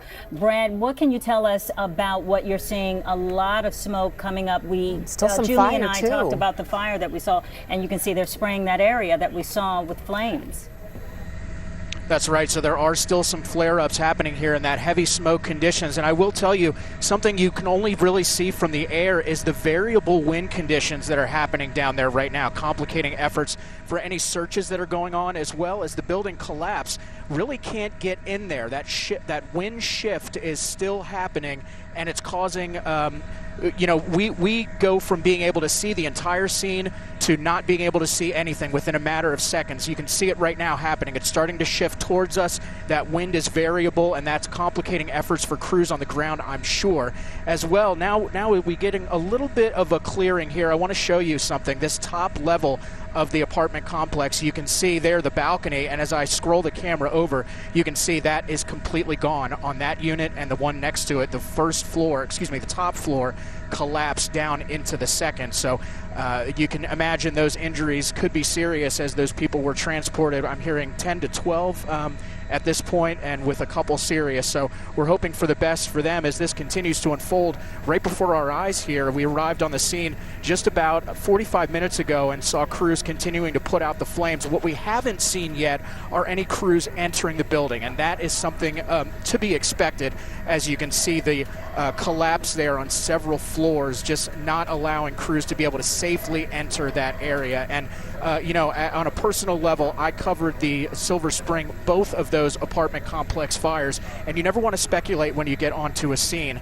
But this did look like a gas explosion with the building basically buckling outwards and the spread of that debris. You can see the firefighters center screen. You've got about a 50 to 75 foot debris field there. You can see siding as well as bricks. So just a very powerful explosion and just immense damage to the surrounding buildings. The roof completely collapsed onto several levels of this apartment complex, and we'll continue to follow this from above. This is Brad Freitas reporting live high above Gaithersburg. Guys, back down to you. Yeah, Brad, and appreciate you kind of giving that perspective from the previous two explosions that we've covered in the Montgomery County area in the past few years. You know, the fire chief was talking about how it'll take a while before they can make sure that building is stable. He doesn't want to put his crews in danger by sending them in to do an investigation until they know it's stable. And the other kind of interesting thing is, because of the pandemic and the way that work and life balance has switched, so many people work from home now. They have to take their time and make sure that folks weren't at home, didn't go into the office. It's not like a few years ago where you would expect at 9 o'clock in the morning that everyone would be out of the home. These days, you just can't take that risk. Absolutely. The unaccounted for is the issue at hand right now. And until they work on the structural stability issue of the building, they can't get an accurate count to make sure everyone has been accounted for in all of this. And then, of course, in the 10:30 half hour, we heard from the fire chief talking about the gas-fed fire that was going on in the basement and how they needed Washington Gas to go in and do their thing, shut it off so that the fire crews can go work on that, as well as the hot spots that we saw popping up there. Look at this aerial shot here of Potomac Oaks condominium complex in Montgomery County in the Gaithersburg area, 800 block of Quince Orchard Boulevard. At the top of the hour, Erica Gonzalez and Anyang will, of course, continue our live coverage of this. But we want to go back to some of the witness accounts, which will be very critical as firefighters and the fire marshals put all of this together. Let's listen into what one witness had to say about what they saw. I was in my office just behind us, and I had just got off the phone with my wife, and when I hung up it was 8:37, and I heard this huge explosion. Shocked me, literally took my feet off the ground, and immediately ran outside and saw the fire starting. It was just felt like we were bombed. Yeah, he said it felt. We heard what that sounded like from the Ring camera. We're going to bring that to you at the top of the hour in case you're just joining us. But once again, this explosion, 10 people we know right now injured and transported.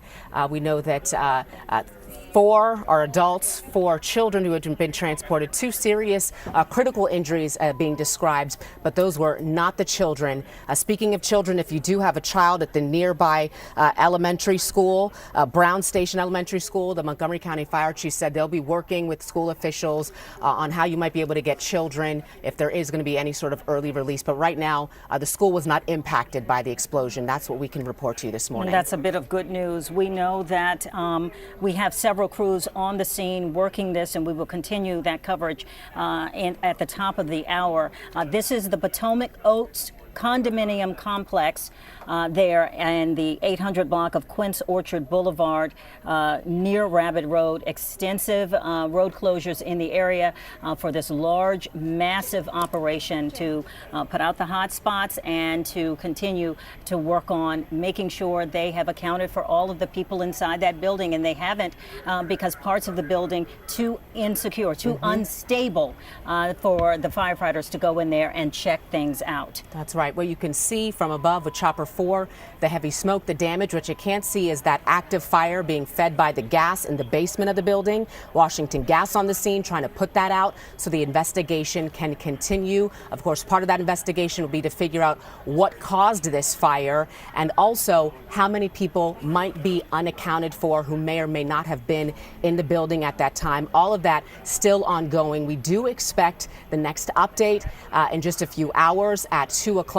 But if you're just joining us here at 11, we're about to bring you the very latest information from the ground and as well as from the air with Chopper 4. Erica Gonzalez and Un Yang about to kick off our coverage on News 4 midday. So keep it right here on News 4 as we continue to follow this breaking situation and still developing situation in Gaithersburg. Absolutely. We do know that there was a report on the ground. The fire chief talked a little bit about it, and they'll give us more information. Someone talking about the smell of gas to investigators. They will, of course, look into all of that. There was that or is that gas-fed fire going on right now that firefighters are working on. We don't know all of the information because this is going to be a multi-day event to determine what exactly happened. News 4 Midday continues right now with Erica Gonzalez and Un Yang. If you are just joining us now, you've been watching continuous coverage of breaking news in Montgomery County. A fire, an explosion at a condo complex in Gaithersburg. What we know right now is that 10 people have been injured, 2 of them in critical condition, and 4 of the injured are children. You're looking now live at some chopper video from Brad Freitas. You can see the smoke remaining on the scene right now. Fire investigators say there is fire remaining from a gas-fed fire in the basement, and they have to continue this slow and meticulous process of making sure the structural soundness of that building is okay before first responders can go in and continue to search for perhaps unaccounted for people in the building. You're exactly right, Ann, and that is what Montgomery County Fire Chief Scott Goldstein has mentioned to us this morning in that first press briefing, that there are still unaccounted for personnel at this location. What you're seeing here from Chopper 4 is that massive debris field, bricks blown something like 25 to 50 feet from the actual center of what was either explosion and a fire or fire and explosion. There are 6 units per building. So we're talking about 24 units total of residents that have been displaced because of this active scene here. Specifically buildings 826 and building 828 of the Potomac Oaks condominium complex in Gaithersburg. This is on Quince Orchard Boulevard. We want to go to Darcy Spencer, who is live on the scene with more. Darcy, can you hear us? Yes, I can. We're here at the Potomac Oaks condominiums. This happened right around 8:40 this morning. So you imagine the devastation. There were probably a lot of people still at home when you think about that hour, getting ready for work, getting ready to head out to work, perhaps working from home. Some children may not have even been at school yet at this point if they were younger children. Let me show you what the scene looks like here. You can see that there is still a lot of smoke. And as you mentioned, the fire chief confirmed that there is still active fire fire going on in the basement of the most heavily damaged building. So this is a gas-fed active fire, and that's what they incurred when they came here to the scene today. So they're working with the gas company, Washington Gas, to get that line shut off, and that's what's creating the standstill here, the instability of the building, the continuation of the gas-fed fire. They've got to get that situated and get that gas turned off before they can go in and continue their search for people to make sure that everyone was able to get out okay. At this point, there are people likely unaccounted for. The chief was not able to give us a number on that because, as you know, this is very active. We're only a couple of hours into this and trying to figure out who lives here, who has been accounted for, and who has not. So that's something that's going on, as well as trying to get the gas shut off. As you mentioned, 10 people were transported this morning, and there were 4 children and 4 adults who remain at the hospital at this hour. The good news as far as that goes, that they were mild or moderate injuries to those individuals. There were 4 buildings here, as you mentioned, with substantial damage, whether it's from fire, whether it's from smoke, or from water. So let's hear a little bit of what the chief had to say a short time ago. As of this moment, we have transported 10 people from the scene.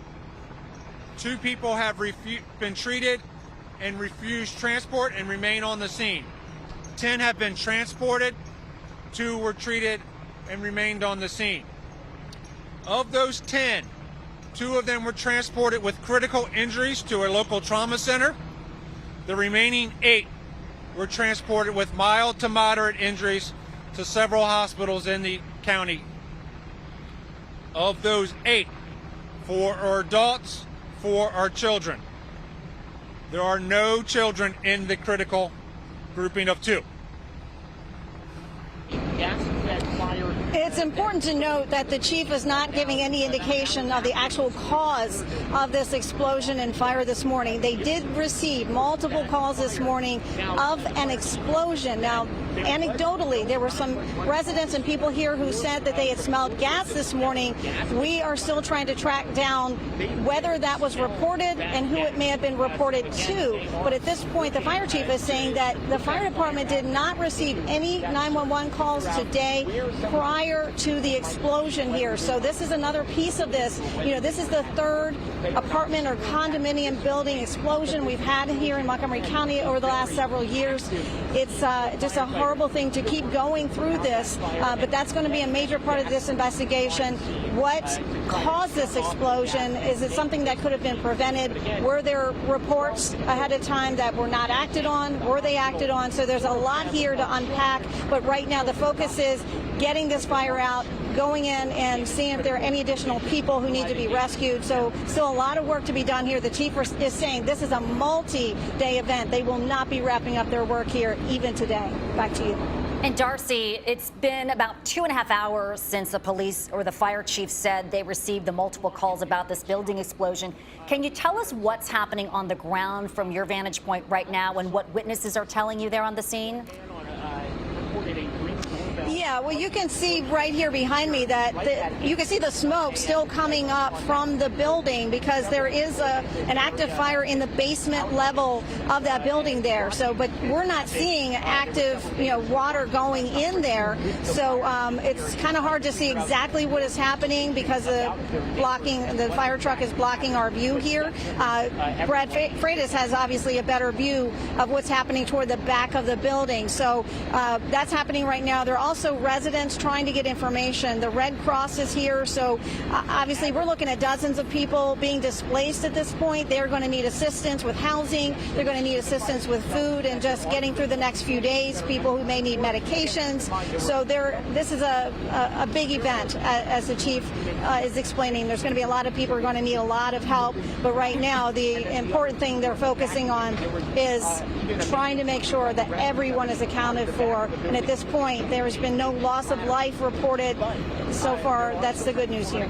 Yeah. Darcy Spencer live for us, and we'll touch on a couple of things that you mentioned there. First, if we can pull up Brad's shot again here, and when Darcy is describing the back of the building, Montgomery County's fire chief was telling us that maintenance was there on site and were actually some of the first responders to help residents get out of the building by using a ladder on the back side of the building to help a couple of residents from their balconies escape to safety.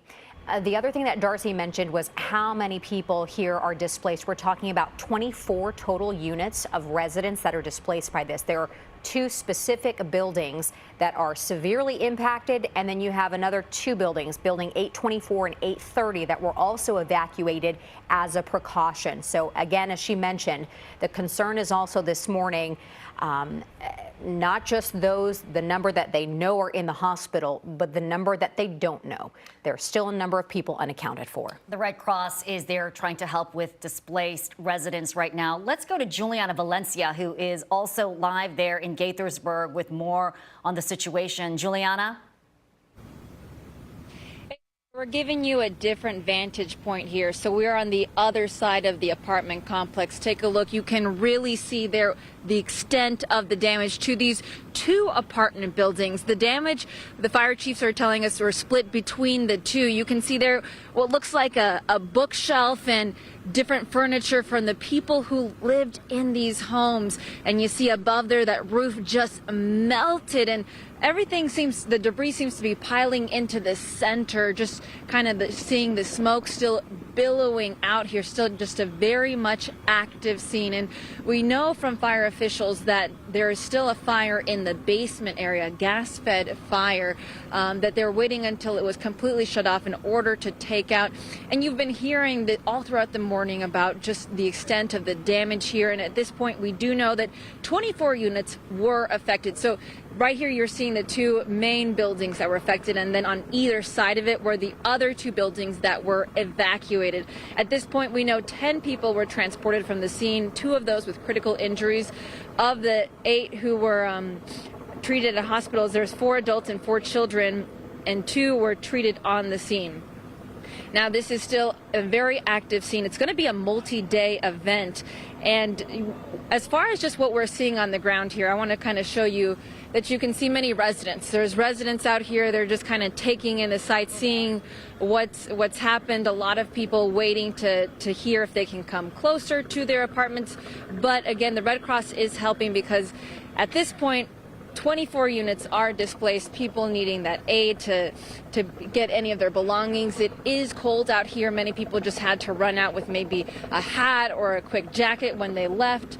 But it is a very active scene, and we're expecting to hear an update at about 2 o'clock this morning. But again, guys, just looking at the damage here, it is just extensive to see this happen here. Back to you. It really is breathtaking when you see the extent of the damage and how many people's belongings are just crushed there. Those 2 main buildings fully collapsed, with the 2 surrounding buildings also impacted. Juliana Valencia live for us there. Juliana, thank you. We now have a statement from Washington Gas. This is the statement here you can see on your screen, saying Washington Gas is aware of the incident this morning in Montgomery County, Maryland. Our personnel are responding to assist the fire department on the scene. As always, the safety of our customers and community is our top priority. There were some reports that residents had called 911 before the explosion, but the chief made it very clear that there was no 911 call, that the residents only reported smelling gas after the explosion and first responders arrived. But the chief did say there was a gas-led fire in the basement that is still being worked on right now by the firefighters, and that is the source of source of the problem right now. We are going to take a quick break. We're going to reset after we take a commercial break. We'll see you on the other side. We are in continuing coverage of what appears to be an explosion at an apartment complex in Gaithersburg. You're watching News 4. Easy access, great health care. MedStar Health. It's how we treat people. This week on News 4 at 4, dating dangers. Today, when a flirty photo falls into the wrong hands. I definitely felt very violated. The steps to take if your private pics are published online for the world to see. Today on News 4 at 4. Tired of high gas prices? There's a fix. With just a stroke of a pen, President Biden can cut up to 30 cents off every gallon you pump by fixing the federal renewable fuel standard. Reforming the RFS would lower your gas prices, protect our nation's fuel supply, and save American refinery jobs. It just makes sense. Fix the RFS. Visit fuelinusjobs.com to take action and urge President Biden to fix the renewable fuel standard today. Did you know that an annual furnace tune-up can help save you money and prevent costly breakdowns during the coldest months of the year? It's true. Call the professionals at ARS Rescue Rooter today for our $69 heating system tune-up special. The expert technicians at ARS will make sure your system is working properly and efficiently. But hurry, this $69 special is for a limited time only. Call 888-762-0790 to schedule your appointment. Call ARS and Rescue Rooter. I promised myself the weather wouldn't cancel my plans. We promised ourselves we would make a smart financial decision. I promised to make my health and well-being my top priority. At Ashby Ponds, we understand the power of a promise. Here, you'll enjoy peace of mind all year round, so you can keep your promises to yourself and the people you love. Learn more about Ashby Ponds, an Erickson Senior Living community. At Strayer University, we're always searching for new ways to make education more affordable. That's why we offer access to up to 10 no-cost gen ed courses, so you can keep striving. All right, let's get back to Brad Freitas and Chopper 4 over the scene in Gaithersburg of the Potomac Oaks condominium complex there. Brad? Erica, we continue to see those billows of smoke coming out of the roof of what's left of this apartment complex, and crews again are not able to enter this scene right now just because of the instability in those levels of that apartment complex. So we're continuing to follow this from above. One of the things that we're noticing is just how big that debris field is. As I tilt the camera down, you can see 50 to 75 feet. You can see the debris was shed out when that explosion took place, and some of this stuff is very, very heavy material. We're talking big chunks of brick as well as cinder block, most likely what they call firewall in between those units, those rows of homes that if fire were to happen, it prevents it from spreading further down the line.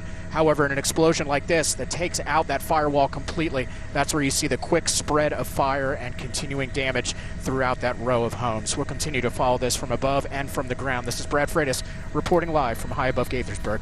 Back down to you. Brad, this is Anyang. From your vantage point, I can see some of the ladders and the fire trucks. What else are first responders doing right now in terms of working on the situation, the structural issue on the building and the fire in the basement? So right now it looks more like just containment. We're seeing some flare-ups of actual fire coming through, and that's most likely due to the heat that's coming up from that basement fire starting to catch some of that material. So periodically they're putting some water onto that. But as of this point, and we arrived just about an hour and a half ago, we have not seen anybody enter these buildings as far as emergency personnel or anybody searching. So right now it looks like they're just containing those flames from spreading when they do pop up. And as that smoke continues to pour out from the fire underneath, the heat is what is causing, I believe, those fires to ignite above as they continue to put those out and try to just contain what's happening right now. No actual entry into the buildings, but we will, of course, update you if we start to see that happen, if they try to get in there and start to sift through this debris and search for anybody that is still remaining inside those buildings. Brad, it's Erica Gonzalez. You and I, a few months back, eerily similar situation in March of this year at the Friendly Garden Apartments, and it was around the same hour that a worker had accidentally cut a gas line, and we saw a very similar scene here. We don't yet know the cause of this. As unmentioned before, there were talks of the odor of gas in the area, but the chief made clear that this morning there were no 911 calls that came in to report the smell of gas. But again, the pictures say so much. It was a scene in 2022 that we mentioned, and then it was back in 2016, unfortunately, a scene that we all cannot forget, which was the Flower Branch Apartments and the gas company there that had faulty equipment, and that explosion killed 7 people. Here, again, we don't yet know the cause of this, of what was, people described it as, one man said it was like a bomb went off. He said, Scott Dickers said, it took my feet off the ground. I was in my office and I was talking to my wife and felt this boom. And even from a Ring doorbell camera, it seemed like we could not necessarily see, but you could hear something go off and rattle the entire area. Yeah, some of the early witnesses we spoke to on the ground said that it felt like an earthquake, that they heard the loud boom and the explosion, and it really shook them. Of course, quite a shock to have this happen. And not just the people who live in the buildings that collapse in the surrounding units, but people who live across the street. There is an elementary school across the street, and right now we know that that school wasn't impacted, but the fire chief did say that investigators are working now to figure out whether there's going to be a school dismissal plan, because I'm sure parents are worried about what's happening there at the school. Let's play that sound from Scott Dickers, who lives nearby and was in his office at the time. I was in my office just behind us, and I had just got off the phone with my wife, and when I hung up about it was 8:37, and I heard this huge explosion.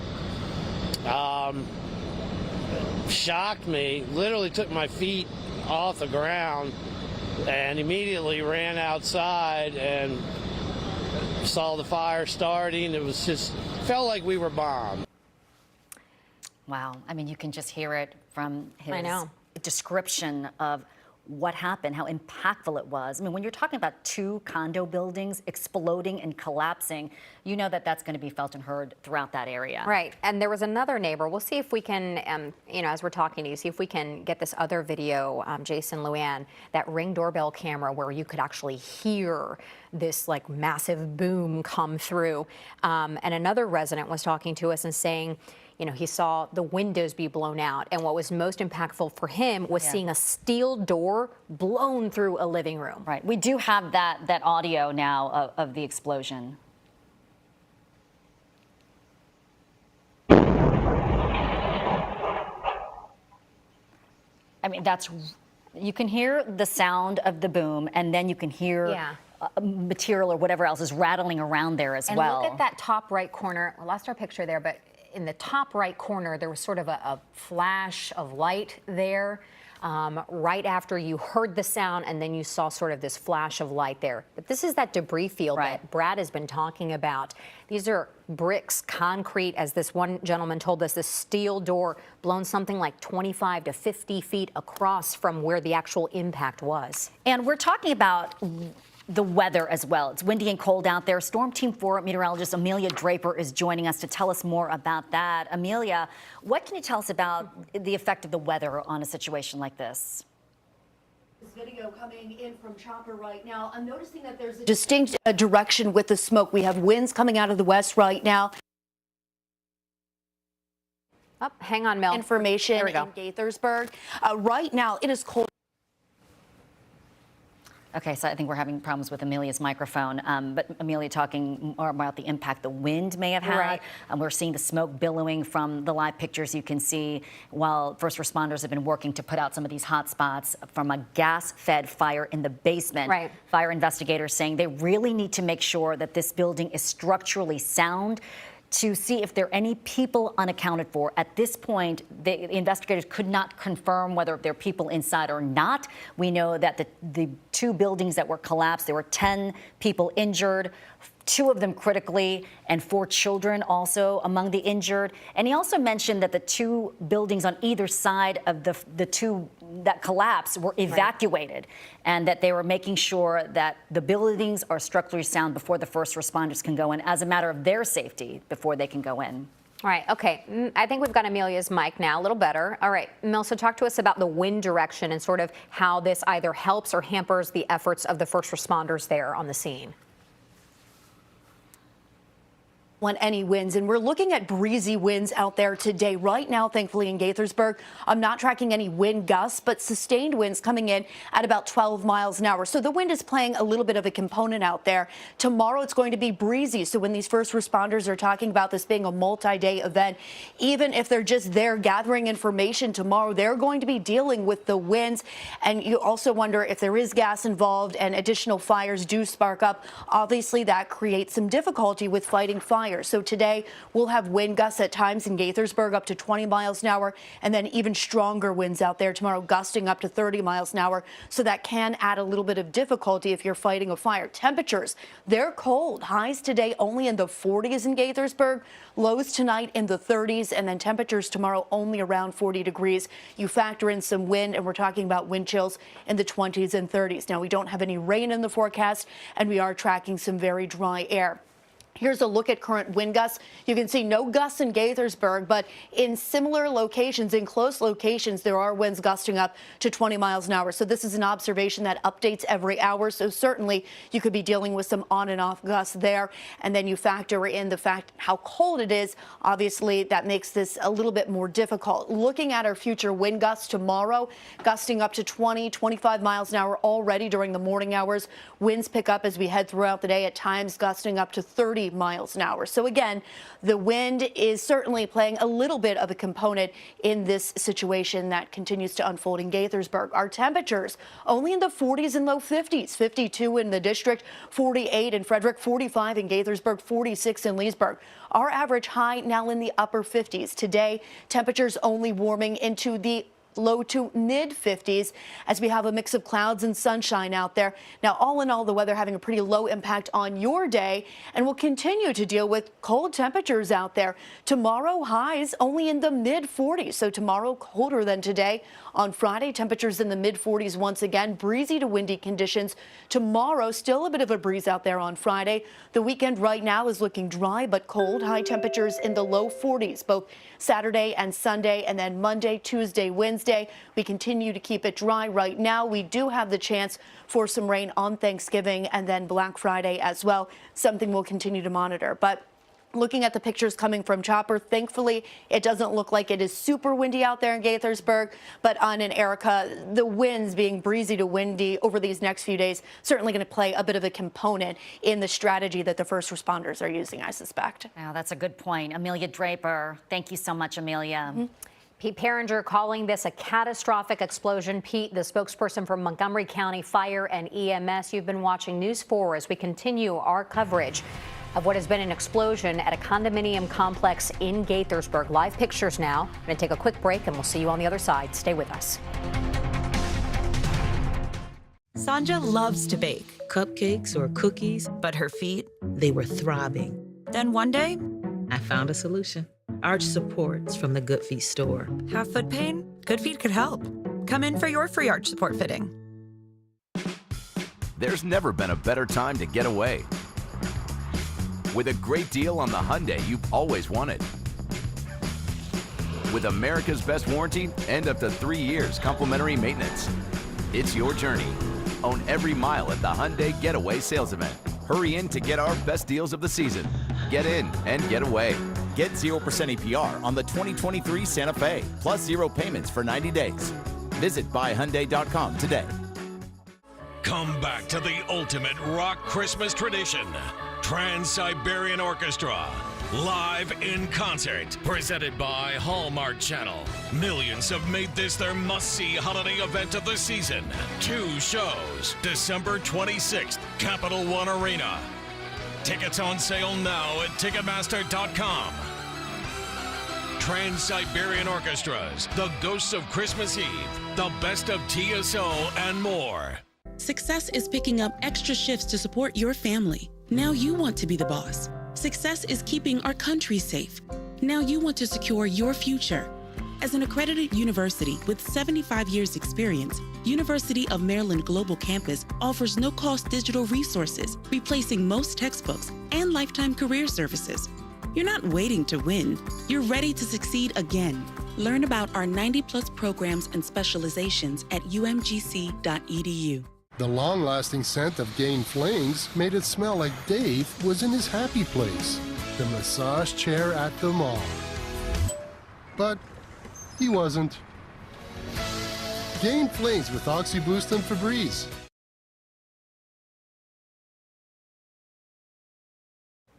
Welcome back. We've been talking about breaking news in Montgomery County, an explosion and fire in Gaithersburg. This happened Quince Orchard Boulevard near Rabbit Road. Melissa Millay is joining us now with more on the workaround for the traffic that's impacted by the situation. Melissa. Yeah, good morning, everybody. So again, the answer here in this situation is just avoid the area if you possibly can. So here's what's closed right now.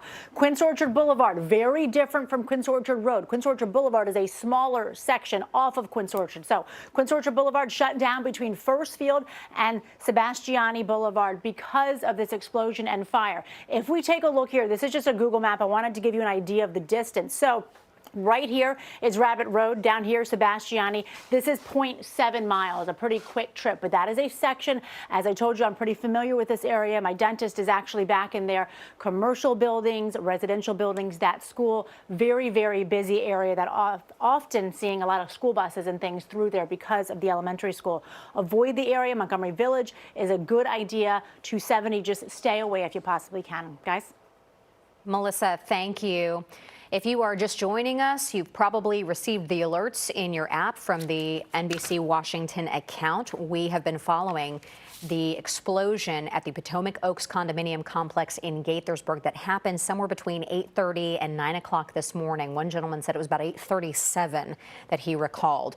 What you're seeing now is really sort of the collapse of these two middle buildings here. This is building 826 of where that main impact was, and subsequently 828.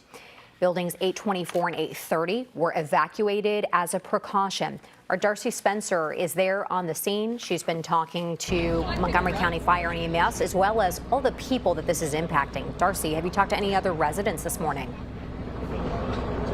Well, I just spoke to a woman and a little girl, actually. They're standing right here talking to WTOP radio. The little girl goes to that school you were just mentioning, and they came to pick her up. You see the grandma here is just very, very emotional. She was telling me that she and the granddaughter were out here this morning. They were going to the school, and she felt the explosion, the grandma, and she said it knocked her off her feet. That's the second person, at least, that we've heard say that this blast was so powerful. It not only shook the ground, but it lifted her up. And the little girl was here as well, and she said she was really frightened. Then the grandma said that she saw the fire immediately, and she was trying to call 911. She was not able to get through, but there could have been a situation where a lot of people were calling 911 all at the same time. So there were different people out here at different times that saw different things, but we are getting that consistent witness account of a massive explosion, and you've mentioned that debris field spreading feet away from the building. So this was a catastrophic damage, as the fire department has said. You can see that it's still active here, but we're not seeing any active firefighting taking place on this side of the building. You see the ladder truck is still in place. Some of the hose have been pulled from this side. There were hoses running here up to the fire hydrant near me. That's not happening at this point, but we're still seeing the smoke from the back of the building. The last report from the fire chief is this continues to be a gas-fed fire from the basement of that building, and they are concentrating on getting that gas line turned off so they can get into the building and make sure that everyone was able to get out. They're saying there could be people unaccounted for. They just don't know. They're going to have to figure out who lives in these in these condo units and take account for those and make sure they know that everyone was able to get out. Now, again, we did speak to the chief right around 10:30 this morning, the fire chief. Let's hear a little bit of what he's had to say about the injuries today. As of this moment, we have transported 10 people from the scene. 2 people have been treated and refused transport and remain on the scene. 10 have been transported, 2 were treated and remained on the scene. Of those 10, 2 of them were transported with critical injuries to a local trauma center. The remaining 8 were transported with mild to moderate injuries to several hospitals in the county. Of those 8, for our adults, for our children. There are no children in the critical grouping of 2. And that's the good news there also, is that there were no children critically injured in this incident. You can have all kinds of injuries from something like this, not just from the fire. You have the smoke damage, you have people rushing to get out, people can get injured in that way. So another important thing to mention here, we don't know the cause of this just yet. You know, people are speculating, but at this point there's no official cause. The chief did comment that there were no 911 calls made prior to the explosion here today. When they got here, there was a gas-fed fire. So we're trying to figure that out. There were some residents who said that they had smelled gas this morning. We're trying to track down if they reported that and who they reported that to, if they did. So that's a major piece of this investigation. But right now you can see that we're not seeing on this side of the building anything really active going on at this point. We are expecting another update from the fire chief at 2 o'clock, and we'll learn a lot more, hopefully, about the cause and anyone who may be unaccounted for. So we'll send it back to you for now. All right, Darcy Spencer, thank you. And Darcy was mentioning the chief did say this would be a multi-day event in terms of the investigation, that the work would be slow and meticulous. Here's a live picture from Chopper 4. We've been talking about that debris field and how far some of the bricks and concrete flew from this explosion. Let's go to Juliana Valencia, who's also live on the scene there with more. Juliana?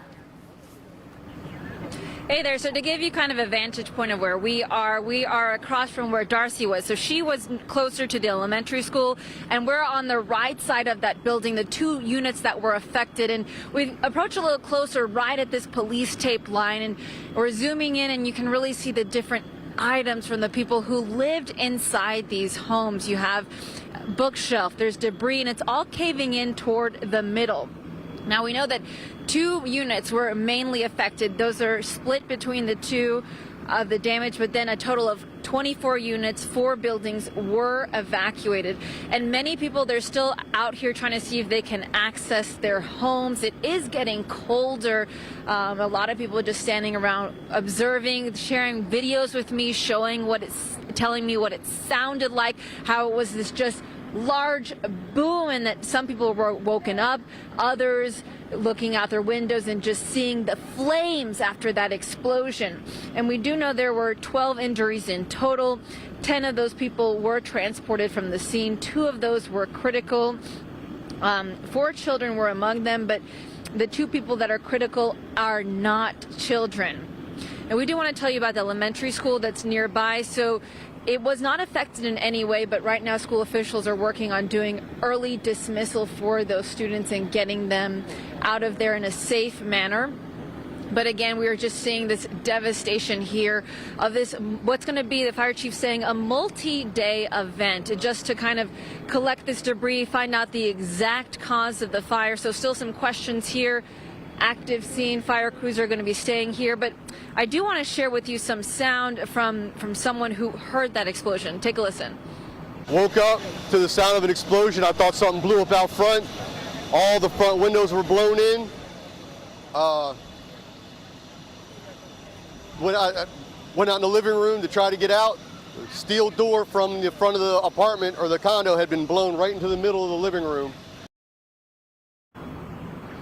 And you know what he's sharing there is a similar story that I've heard from other residents, just that loud boom, rushing outside, taking a look and just seeing that devastation there of what happened this morning here at about 8:30 this morning, this explosion here. We're going to get another update at 2 o'clock this afternoon, but for now we're going to send it back to you in studio.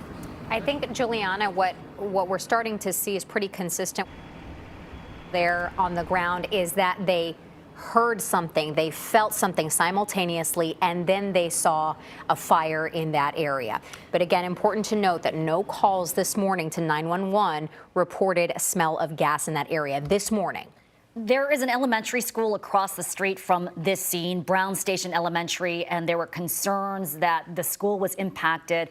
We know that the explosion did not cause any damage or injure anyone at the school, but we do know now that Brown Station Elementary School will close at 12 12:30 today.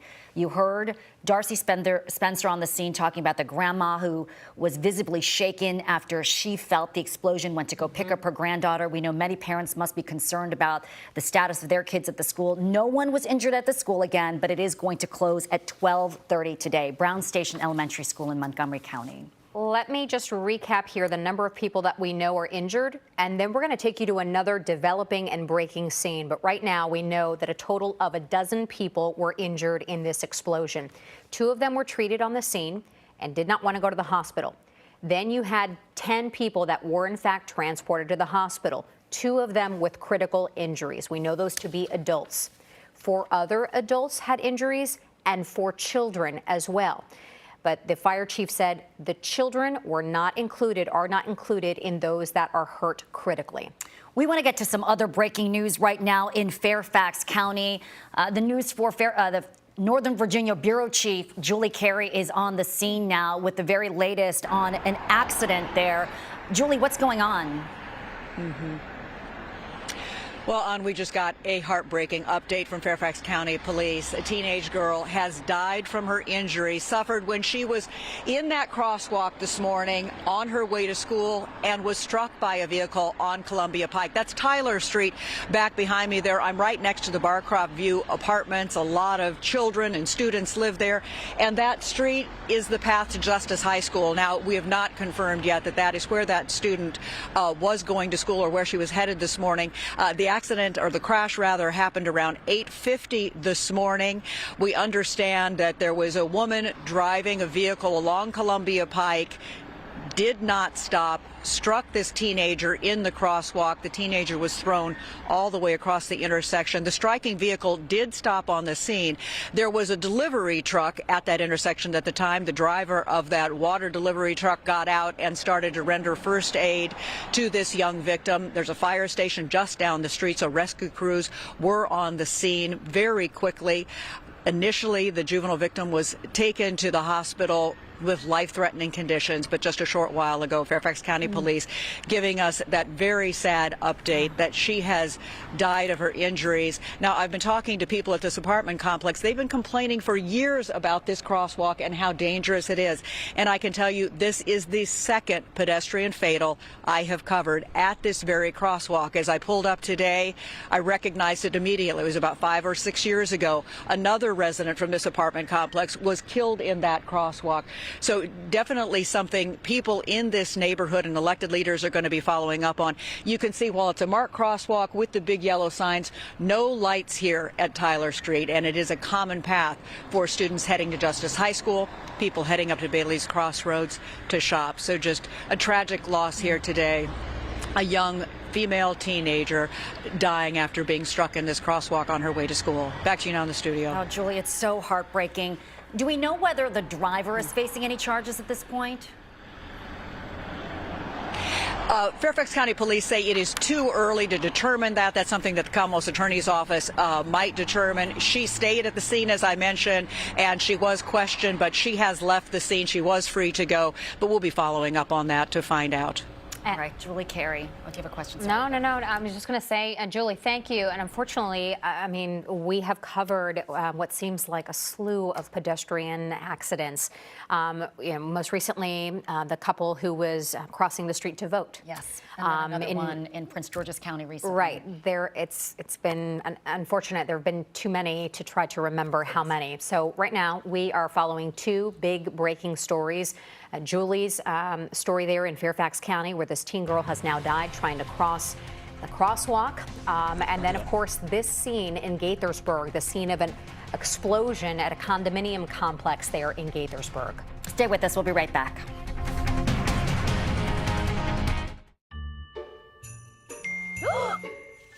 Dad, it's happening. It's happening? It's happening! It's happening! That's right, ICE is back, featuring A Christmas Story. It's all part of so much Christmas at Gaylord National. Tickets and packages are on sale now, but you better hurry, they're going fast. I I enrolled in UMGC because I became very passionate about emergency management through my role as a U.S. Coast Guard reservist. The professors were great because they've had several years' experience in the field. They've seen emergency management hands-on. I'm able to learn from their experience and really make a difference. I picked UMGC because you get so much more out of it than just a diploma. Learn about all graduate programs at umgc.edu. It's nothing. Sounds like something. When you have nausea, heartburn, indigestion, unsystemic diarrhea. Pepto-Bismol coats and soothes for fast relief when you need it most. When cold symptoms keep you up, try Vicks NyQuil Severe. Just one dose starts to relieve 9 of your worst cold and flu symptoms to help take you from 9 to none. For max strength nighttime relief, NyQuil Severe. The nighttime sniffling, sneezing, coughing, sore throat, best sleep with a cold medicine. I would describe myself as a fighter. I'm John Morgan of Morgan & Morgan. For over 30 years, my fights have been against giants. I fight the powerful for the powerless, and our results speak for themselves. We have recovered billions and billions and billions of dollars for our clients. $1.2 billion in one case alone. I risk my own money in case costs fighting these wrongdoers. If you want a fighter, you can count on me. There's only one Morgan & Morgan for the people. Get your post-workout glow for just $10 a month, only at Planet Fitness. Your time is 11:43. We've been following breaking news in Montgomery County. An explosion and fire at a condominium complex in Gaithersburg, Maryland. You're looking at live pictures from Chopper 4. You can see that first responders remain on the scene, putting out hot spots from a gas-fed fire in the basement, is how fire investigators describe it. We know right now that 10 people were taken to the hospital, 2 of them in critical condition, and 4 of them are children. We also know that this is a multi-agency effort in terms of the investigation, which the fire chief said would take several days. The Emergency Management and Homeland Security Department is there, as well as the Health and Human Services Department. We know that Washington Gas is on the scene, and there is an effort to shut off the gas and make sure that the buildings are structurally sound before first responders can go in and search for whether anyone is unaccounted for at this point in the investigation. You can still see smoke billowing out of those buildings. Let's check in with Amelia so she can sort of describe what firefighters are contending with this morning and get you an updated check of your forecast while we're at it. Amelia? Yeah, Erica, and firefighters are contending with breezy conditions at times in Gaithersburg this morning. When I look at those shots from Chopper, we're looking at that persistent wind direction. So you also have to think, what is downwind of that apartment fire that is ongoing out there right now? So as the winds remain out of the west pretty much throughout the day today, there you see the images from Chopper. That building that wasn't involved in the explosion, though, continuously getting smoke on the roof, on the windows there. So you wonder, obviously what additional damage will be done. The good news with a bit of a breeze out there is at least as this fire continues to burn, the pollution that it's creating is allowed to be moved around. It's just not stagnant out there, but certainly can be a challenge at times when firefighters are trying to fight with winds out there. It's breezy in Gaithersburg right now. I'm tracking winds at about 15 miles an hour, not seeing any gusts out there, but you can see that persistent wind direction. It will stay persistent, so anything downwind from that fire certainly being impacted heavily from the smoke as well. So here's the weather in Gaithersburg today and tomorrow. Breezy today, windy there tomorrow. Gusts today up to 20 miles an hour, even a little bit greater gusts tomorrow up to 30 miles an hour. So it's already cold out there. And then you factor in the winds. We have wind chill temperatures in Gaithersburg right now only in the upper 30s. High temperatures today in the 40s, lows tonight in the 30s. So dealing with very cold temperatures and a wind chill as well.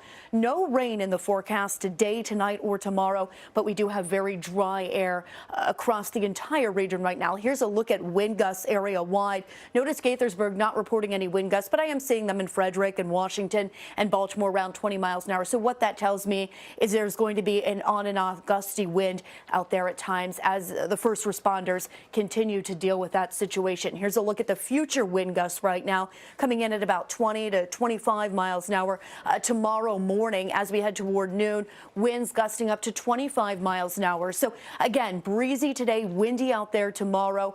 As we look at our temperatures, it is cold. Our average high in the upper 50s right now. Temperatures only in the 40s, 52 in Washington, but 40s in the suburbs, 45 in Gaithersburg. Again, that's feeling more like 39 degrees, 48 in Frederick. Temperature coming in Clinton at 50.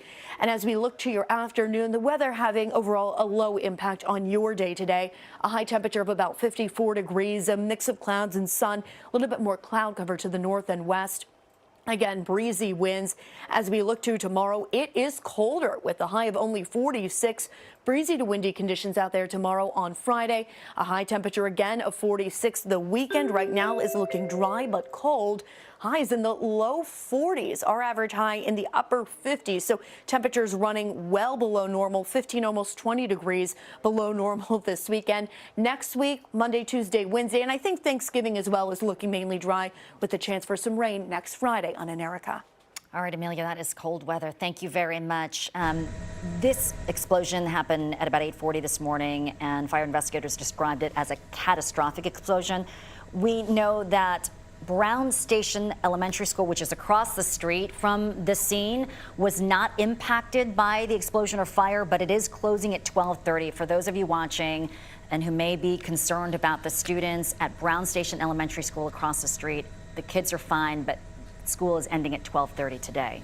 What we're hearing now consistently from people is that they both heard and felt simultaneously this boom that seemed to rattle the entire area so strongly, in fact, that it knocked them off their feet. We've now heard that from at least 2 people, that they were visibly and physically shaken by this. They were taken off their feet from this sound and then feeling of an explosion in that area.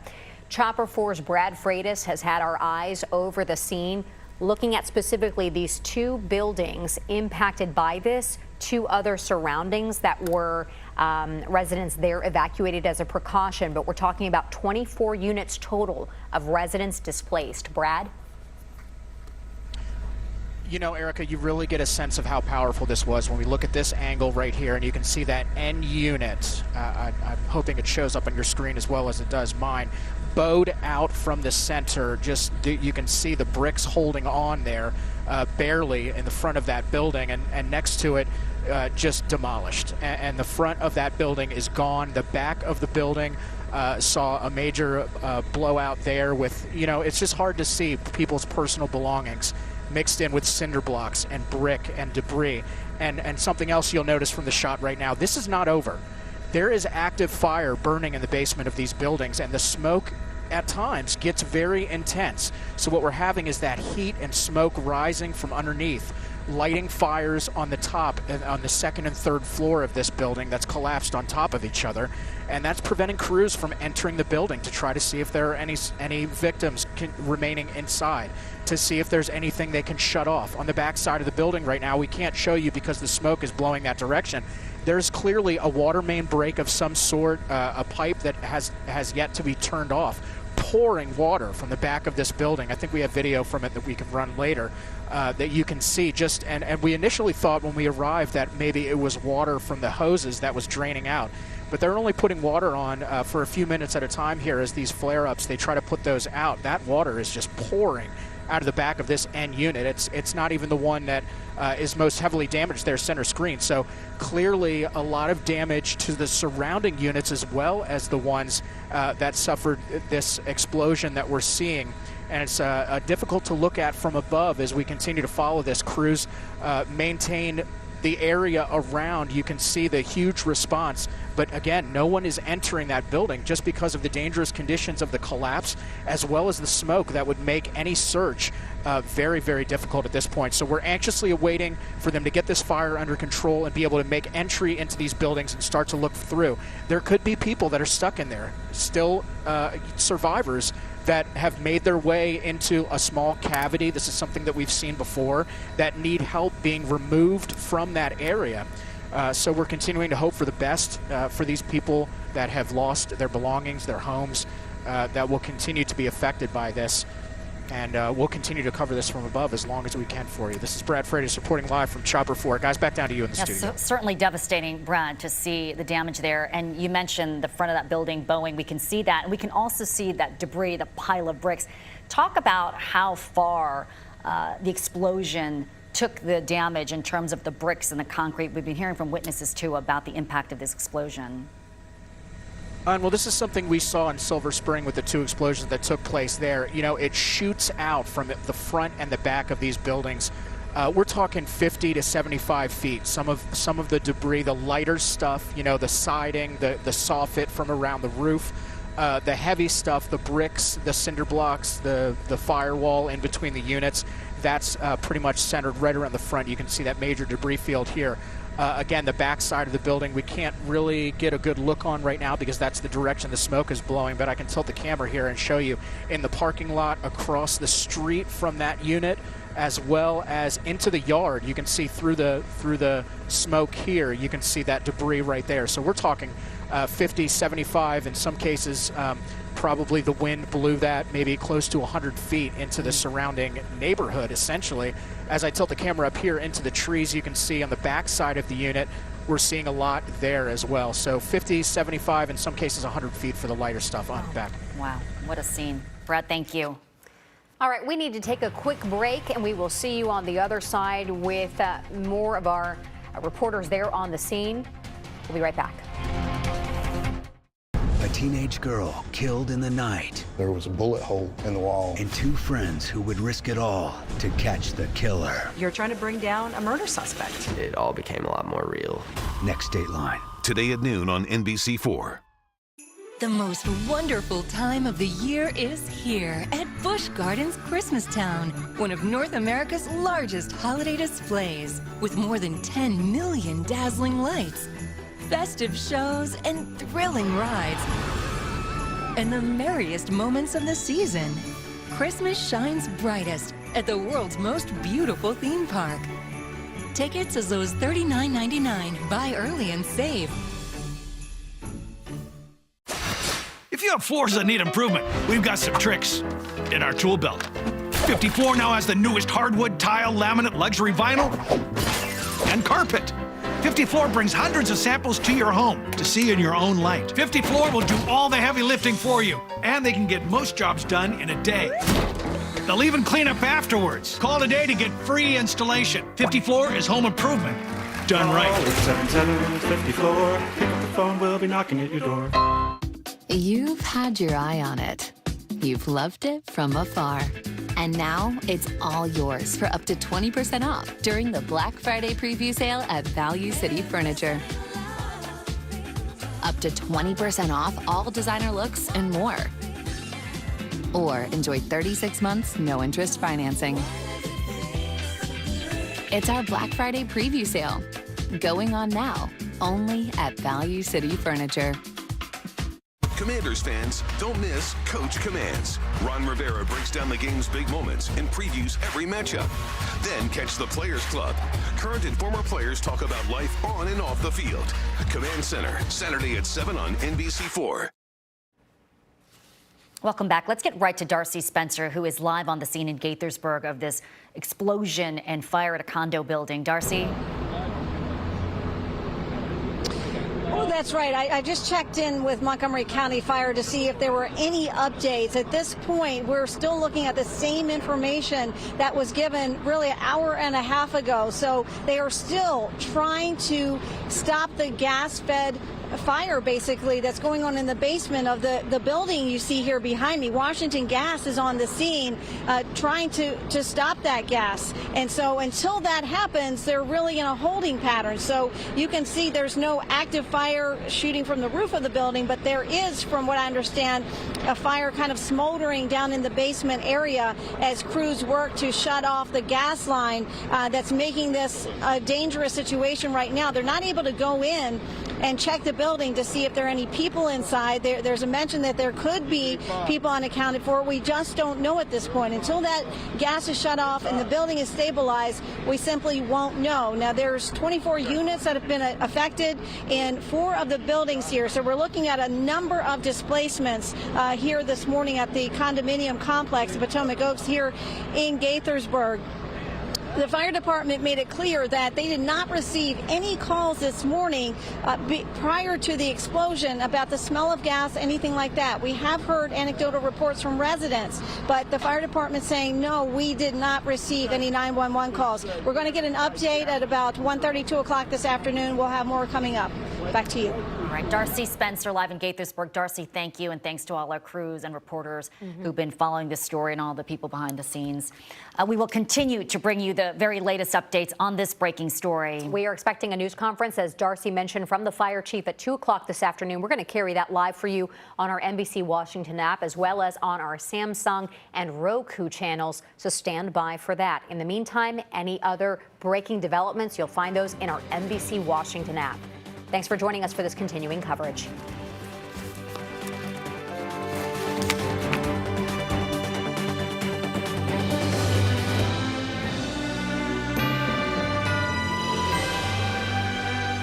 Sponsored by Morgan & Morgan, America's largest injury law firm. Over the years, people have asked me, how did your firm get so big? The answer is simple. We won a lot. Why do you think some of these other firms are so much smaller?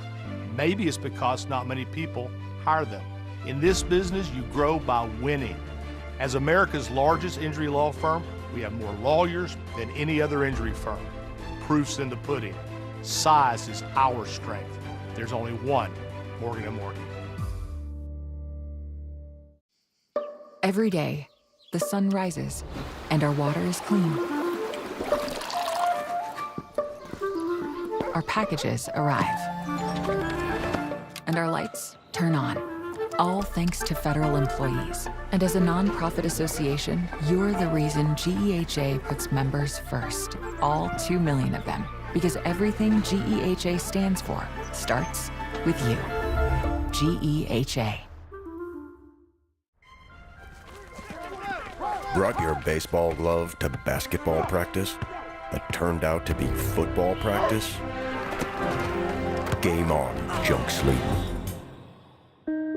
During Mattress Firm's Black Friday sale, get a king bed for the price of a queen or a queen for a twin and save up to $700 on select mattresses. Plus, get a free adjustable base. Shop now at Mattress Firm.